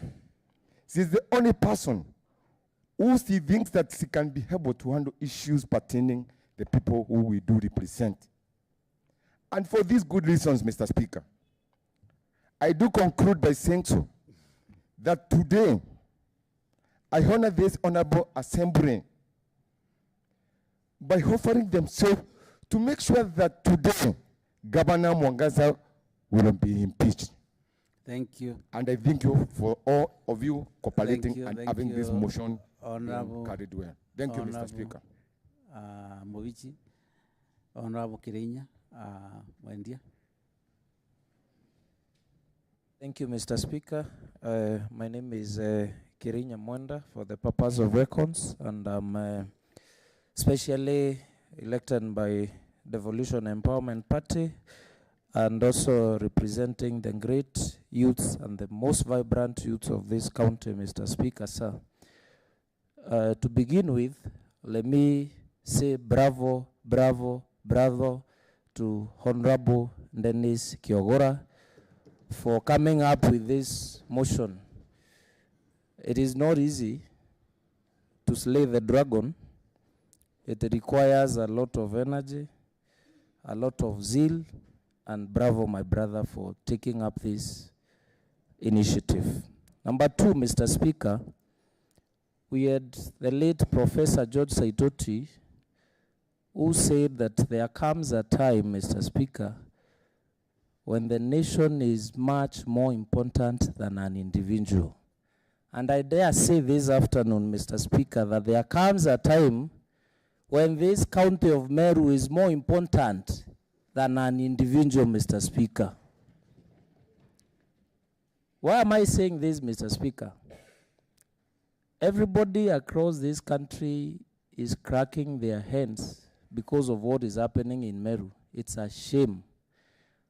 And the problem is one person, Mr. Speaker. And that person is none other than the governor of Meru County. Therefore, if the governor of Meru County is the problem, then there comes a time when this county is more important than that governor, Mr. Speaker. And therefore, we must, it is our duty as an assembly, as honorable members of this house, to impeach that one person so that the most revered county of Meru regains its former glory, Mr. Speaker. Number three, Mr. Speaker, I will dwell mostly on the abuse of office. And those who abuse office... Honorable Kawira, what do you mean? You mean Meru lost glory because the Kawira is the governor? Yes, Mr. Speaker.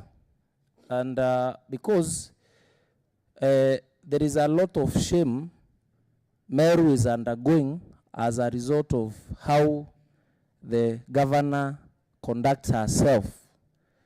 We've seen, Mr. Speaker, even in Articles 10 of the Constitution and also Article 73 talks of Article 73 talks of bringing honor to that office itself, and also bringing honor to the county you're representing and the people you're representing, Mr. Speaker. And instead of the governor of Meru bringing honor to the office and to the people of Meru, it is a shame, Mr. Speaker, the governor has brought to the people of Meru. That is why, Mr. Speaker, I'm saying that Meru has to regain its former glory. Meru has to regain its former, standing in the league of other counties, Mr. Speaker. And I was talking about abuse of office, Mr. Speaker. Yes. Condense your contribution in 2 minutes. Thank you, Mr. Speaker. I'll do that. Now, Mr. Speaker, I'm talking about abuse of office, and I'm saying those who abuse office are dictators, Mr. Speaker. And history is replete with examples of dictators who have abused office. And one of the characteristics of dictators who abuse office is by appointing your spouses, appointing your family members and relatives into office, public offices, Mr. Speaker. We have seen examples of even African dictators, like the one from Uganda has the wife holding public offices, Mr. Speaker. We've heard even other dictators, the late Mugabe, who and a wife to the state offices, Mr. Speaker. And therefore here in Meru, we also have a dictator who has, Mr. Speaker, decided to award a public office. And then she's duping all and sundry, all Merus and Kenyans, that this husband doesn't have allowances and salaries, Mr. Speaker. But you see, I want to tell Merus, please don't be duped. Don't be so gullible to believe that because now the husband and the wife, I mean the husband doesn't receive any salary, Mr. Speaker, that is not an abuse of office. Remember, Mr. Speaker, this husband uses public resources to access that office. He uses public vehicles. He uses public staff, Mr. Speaker, to serve the office that is purported not to have any salary, not to have any allowances, Mr. Speaker. That is an abuse of office, Mr. Speaker. Number two, Mr. Speaker, that particular husband, Mr. Speaker, has a lot of influence. Remember, Mary Youth Service has a budget of 100 million, Mr. Speaker. That 100 million, Mr. Speaker, will be overseen by that one patron who has been illegally put in the office by the wife. So, Mr. Speaker, I submit that I support the removal of the governor from office for the abuse of office. Thank you, Mr. Speaker. Thank you, Honorable Mwendie. Honorable Miriti Kangwana.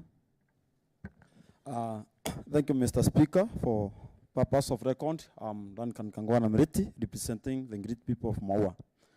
I rise to support the motion to impeach the one Kawira Muswanda. Mr. Speaker, if Kawira under her own constitution that she is using, then I will defend her today. But as long as we have the constitution that was passed by Kenyans the year 2010 and overwhelmingly voted for it on 4th of August and promulgated it on 27th of August, then Kawira has to go because she cannot be redeemable according to the constitution, Mr. Speaker. Mr. Speaker, the behavior of our governor has led me to do some research.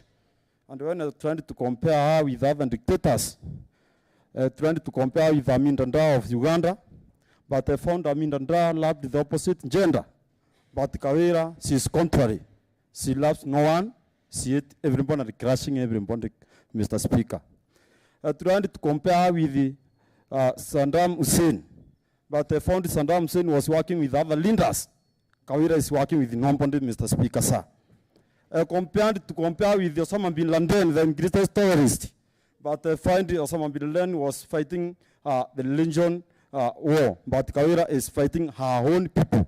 Kawira is redeemable, and Kawira has to go. Mr. Speaker, I'm very fearful now, because I don't know what will happen to our lenders who are called after that name. Men will run away from them, unless they are purified, because Kawira is a bad omen to Marian, Mr. Speaker, sir. Mr. Speaker, Kawira has set a bad example to Marian, and Marian have lost their glory, and for us to recover and proclaim our glory, Kawira must go. Mr. Speaker. Honorable Miriti, I wish you withdraw that one Kawira as abandonment. You know, my last born daughter is called Kawira. Mr. Speaker, you have to call and all the men. I will be in problems when I go home in the evening. Please proceed, Honorable Miriti. Mr. Speaker, I withdraw, but some spiritual measures must have taken, because so that our men or our people may know that the name Kawira is not on that band, because there are some daughters who have been named before that name, but purification must be done so that many people may understand, because Kawira has now turned as an insult to Marian. And as many people are saying that Kawira is a queen, a drama queen, and don't concur with them because dramas are meant to make people happy. But Jwa is contrary. She is making people wail and cry, and even people are not comfortable with our governor. So because I don't want to take much time, today I want to say that the people of Maua have allowed me to vote my vote that Kawira has to go. Thank you, Honorable Miriti, and also thank you for withdrawing that the Kawira name is abandonment. Honorable Kananu. Okay, thank you so much, Mr. Speaker, for catching my eye. My name is Rudu Kananu, specially elected by Mbas Party. Mr. Speaker, with a lot of humility, kindly allow me to appreciate our legend, none other than Honorable Dennis Kiogora, for moving this amazing motion to protect the Meru people from the dictatorship leadership. Mr. Speaker, sir, today is a very sunny day, as one of us said, Honorable Gasheri. Many people might think we are impeaching Kawira because she's a woman, but it's better to call a spade and not a big spoon to protect our future generation. Mr. Speaker, sir, for the viewers, impeaching Kawira today, it goes without saying. One, we have seen Governor Kawira is a liar. She has been trespassing to this county, lying to the people that she's the only worthy leader who can safeguard the resources of Meru County, especially the 12 billion that really comes in this county. Other leaders are cartels, they are thieves, and they are corrupt. Mr. Speaker, sir, we have seen Governor Kawira saying in Lare that accusing our Senator Kadhuri, our CEC Agriculture, Honorable Medika Lentore, saying that they wanted the share to take the half of our government. That is very serious, Honorable Speaker. Mr. Speaker, sir, we have heard from the mover that Governor Kawira was accusing the MCA, saying that they were throwing stones to her, and when you look at the clips, it was opposite, Mr. Speaker. Mr. Speaker, Governor Kawira is a governor who cannot move out of our way to look for some partners to help this county. And with a lot of your respect, kindly allow me to appreciate Governor Kiraito in absentia.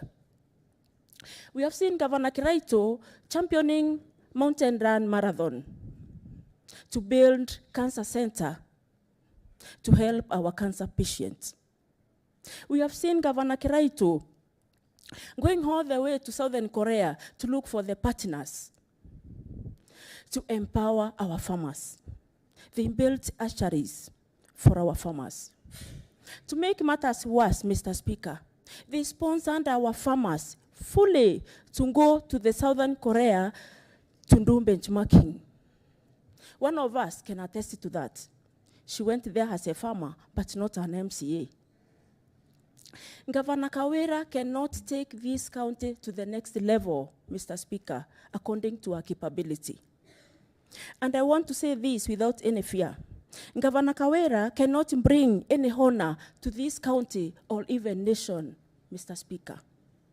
Governor Kawira cannot demonstrate respect to the other people as per the Article 73 of the Constitution, Mr. Speaker. Honorable Kananu, please, can you conclude your remarks? Okay, thank you, Mr. Speaker. To sum up, I want to say for the Meru County to reclaim its glory, Kawira must go. For the Meru County to stay clean of guitar, shame, and embarrassment, Kawira must go. For Meru men to reclaim their misused behinds, dignity, Kawira must go. Allow me, Honorable Speaker, to urge all the leaders who are in this house today. For the future generation, let us carry ourselves in a pleasing behavior to protect our future generation. Thank you, Mr. Speaker. Thank you, Honorable Kananu. Honorable Aurelio Murangiri. Thank you, Mr. Speaker, sir, for giving me this opportunity to contribute to this great motion. For purposes of record, my name is Aurelio Murangiri Kiramana, representing the great people of Mudara. First of all, let me say bravo to my brother DMK Kiogora, an ardent fighter for the wellness of the people since our days in campus. I want to say, he's the cat beller.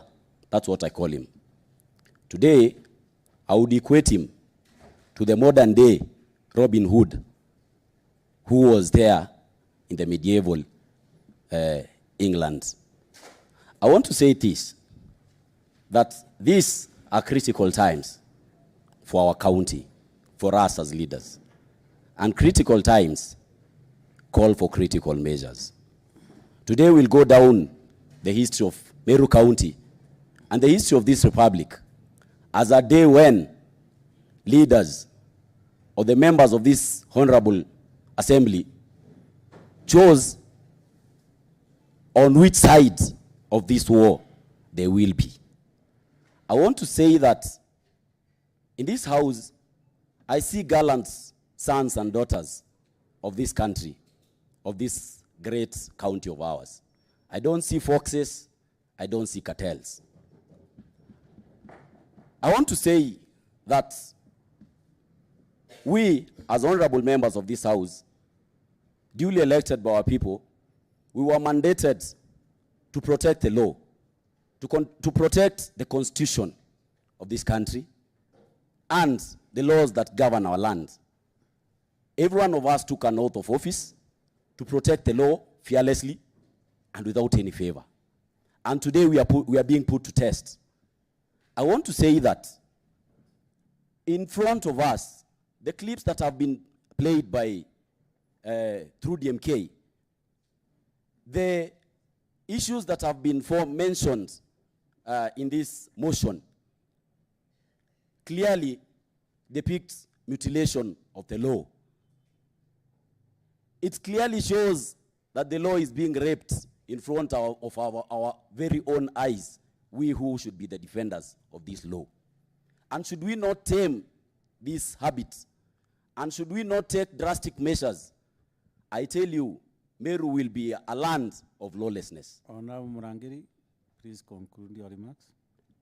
I want to say this, that in the interest and in the best interests of the people of Meru, today, in this honorable house, that we must remedy the problem that we are having. And this problem will not be done through first aid. It will be done through a radical surgery. And the only radical surgery that can be done in this honorable house is to have the problem of this county of ours, of the leadership of this county of ours, to be removed from office. And that is the impeachment of the governor, Kawira Muswanda, so that we can have someone who is ready to work with other leaders. Thank you so much, Mr. Speaker, sir. Thank you. Thank you, Honorable Murangiri. Please allow me to give to my student, Honorable Muna, before he strongly talks against the teacher. Honorable Muna, please take the floor. Thank you, Mr. Speaker. And for the records, I'm Nicholas Kenyo Amuna Josephat, representing the people of Nyakist. And may it be known expressly that from the onset, I'm supporting this motion. But before I table my comprehensive contribution, Mr. Speaker, I would like to take you back to the 18th century, in a time where there was a great period referred to as the period of enlightenment by historians. Others prefer to call it the age of reason. It was a period in which, in continental Europe, people chose to deviate from the customs and traditions that bound them, and they chose to experiment on ideas. They chose to think. They chose to reason. And as a result, that society was greatly emancipated from mediocrity. It was a period that gave modernity a room. It is a period that gave us science greats like Sir Isaac Newton, he of the laws of motion in physics, as well as René Descartes, he of the Cartesian plane in mathematics, as well as Charles Baron, who is the father of the doctrine of separation of powers. It is a period that we can't ignore because today, as an assembly, we have been called upon to think and to reason on behalf of the people who sent us here. We are here to give them a direction on what is ailing our great county. And Mr. Speaker, what is happening in our county today is a mockery of the quinquennial event that we call a general election. People vote sometimes to choose the best, but at times they choose the worst. But the framers of the Constitution that we have today were very wise because they gave us a leeway of correcting the mess whenever it was. And this is what And this is what this Honorable Assembly is bound to do and will ultimately do.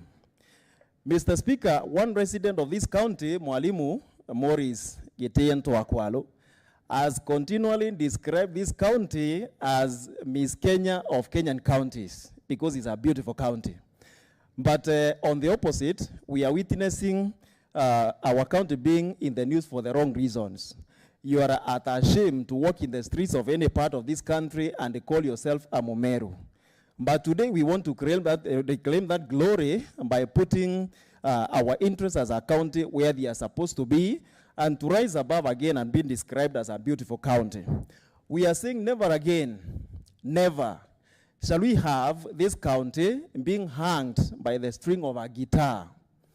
We are very passionate about this county, Mr. Speaker. But we have been put in the news even for the flimsy reasons of a musical instrument that is being misused at the expense of elected leaders in this assembly, in the National Assembly, in the Senate, who are supposed to be giving directions on where we are heading as a county. We have a county supremo, a CEO, who chooses disunity over unity, who chooses disharmony over harmony, who chooses disrespect over respect. And Mr. Speaker, unless something is done, and this honorable house will do it, we are on the wrong path as a county. Mr. Speaker, finally, this county is mentioned in tandem with heroes. It is the home of Musa Mwariama. It is the home of Baimungento Marete. It is the home of Ntaiwa Nkuraru, and other liberation heroes who chose to lay their life so that we get what we have today. But this is not mentioned. It is the quarrels that come with the flimsy, ones, like Kaende Kaende, Kabati Kabati, some slogans that should not come out of a person in the capacity of a governor of this county. As I conclude, Mr. Speaker, I want to urge this honorable house to do the needful, and that is to impeach the governor of this county, Honorable Kawira Muswanda. Without much ado, I do support. Thank you, Honorable Josephat Muna. I can see the majority, his hands is up, and one of members is the most senior member in the assembly, and when his hand is up, we cannot say no to reason to him. I'll take the floor, the majority. Thank you, Honorable Speaker, and I appreciate that you, for sure, appreciate that I'm the most senior person, both in body and rank in this honorable assembly. Thank you. Remember, I also served as a majority. Thank you, Honorable Speaker. So I know the powers that are bestowed upon the leader majority. I appreciate, Honorable Speaker. Honorable Speaker, I appreciate that we are debating a very crucial motion that is before this Honorable House. And Honorable Speaker, I have not risen to give my contribution to the motion, which I expect maybe to do after resumption of this debate. But Honorable Speaker, earlier on I requested that to extend the sitting time from 12:30 p.m. to 2 p.m. And Honorable Speaker, from my watch here, I can see we have only 12 minutes to go. And because I understand that so many members have not yet contributed to this motion, I rise on a point of order, Honorable Speaker, that pursuant to the provisions of Standing Order number 971, the debate be now adjourned, and maybe the resumption of debate will be done in the afternoon sitting, Honorable Speaker. And having said that, I will still request my neighbor here, Honorable Honorable Ali, to second the motion. Thank you.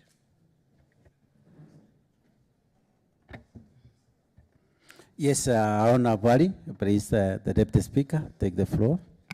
Thank you very much, Mr. Speaker, sir. For the purposes of record, I'm Ali Mwenda, representing the great people of Jwa Ward and the Deputy Speaker. So I stand to second the motion of adjournment, Mr. Speaker, sir. Thank you, Honorable Ali, the Deputy Speaker. Honourable members, pursuant to the provisions of Standing Order number 54.1, I now propose the question, which is that pursuant to the provisions of Standing Order number 971, the debate be now adjourned. And having proposed the question, then honourable members, any member willing to make a contribution can do so. Yes, Honourable Ken. Thank you, Mr. Speaker. For records purposes, I'm Honorable Kennedy Maingi Mutweri, specially elected by Jubilee Party to represent the young people in the county. I stand in support of the motion to adjourn the sitting. This is because, Mr. Speaker, this is not being a simple matter. It is also a very weighty matter that members need enough time. And I believe we as members, we all deserve an equal chance to debate the matter. I stand to support. Thank you. Thank you. Thank you, Honorable Ken. Honorable Muredi.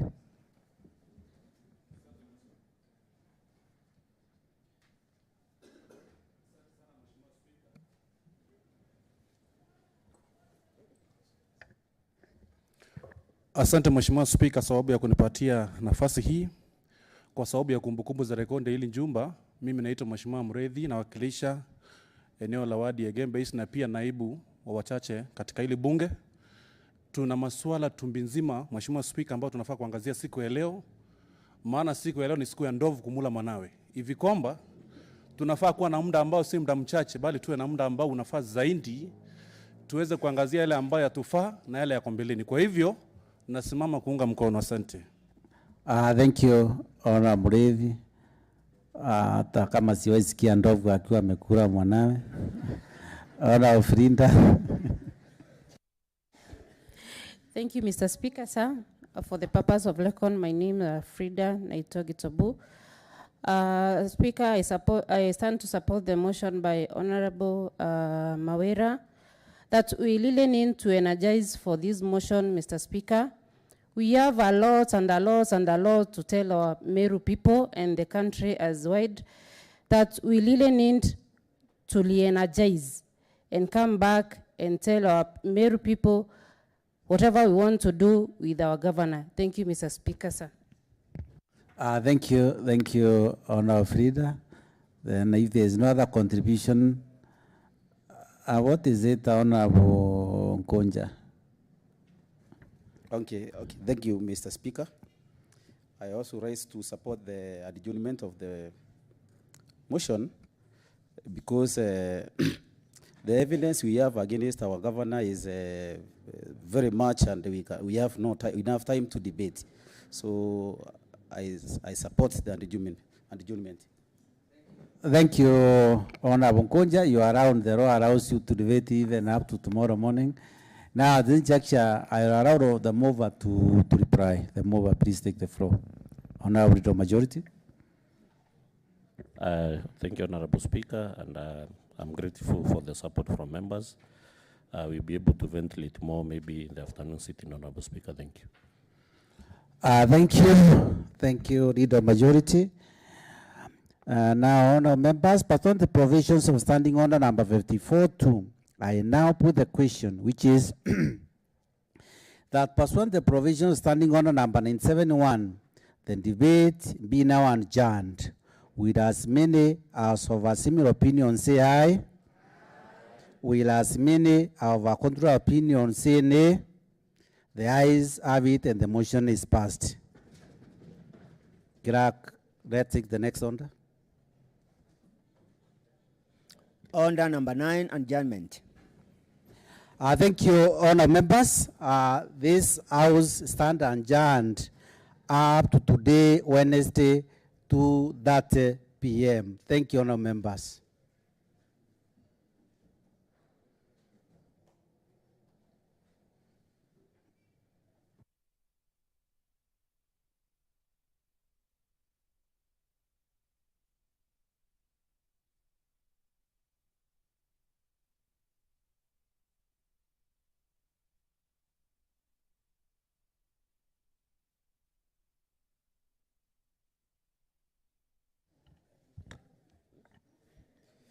Inyaka was sorry.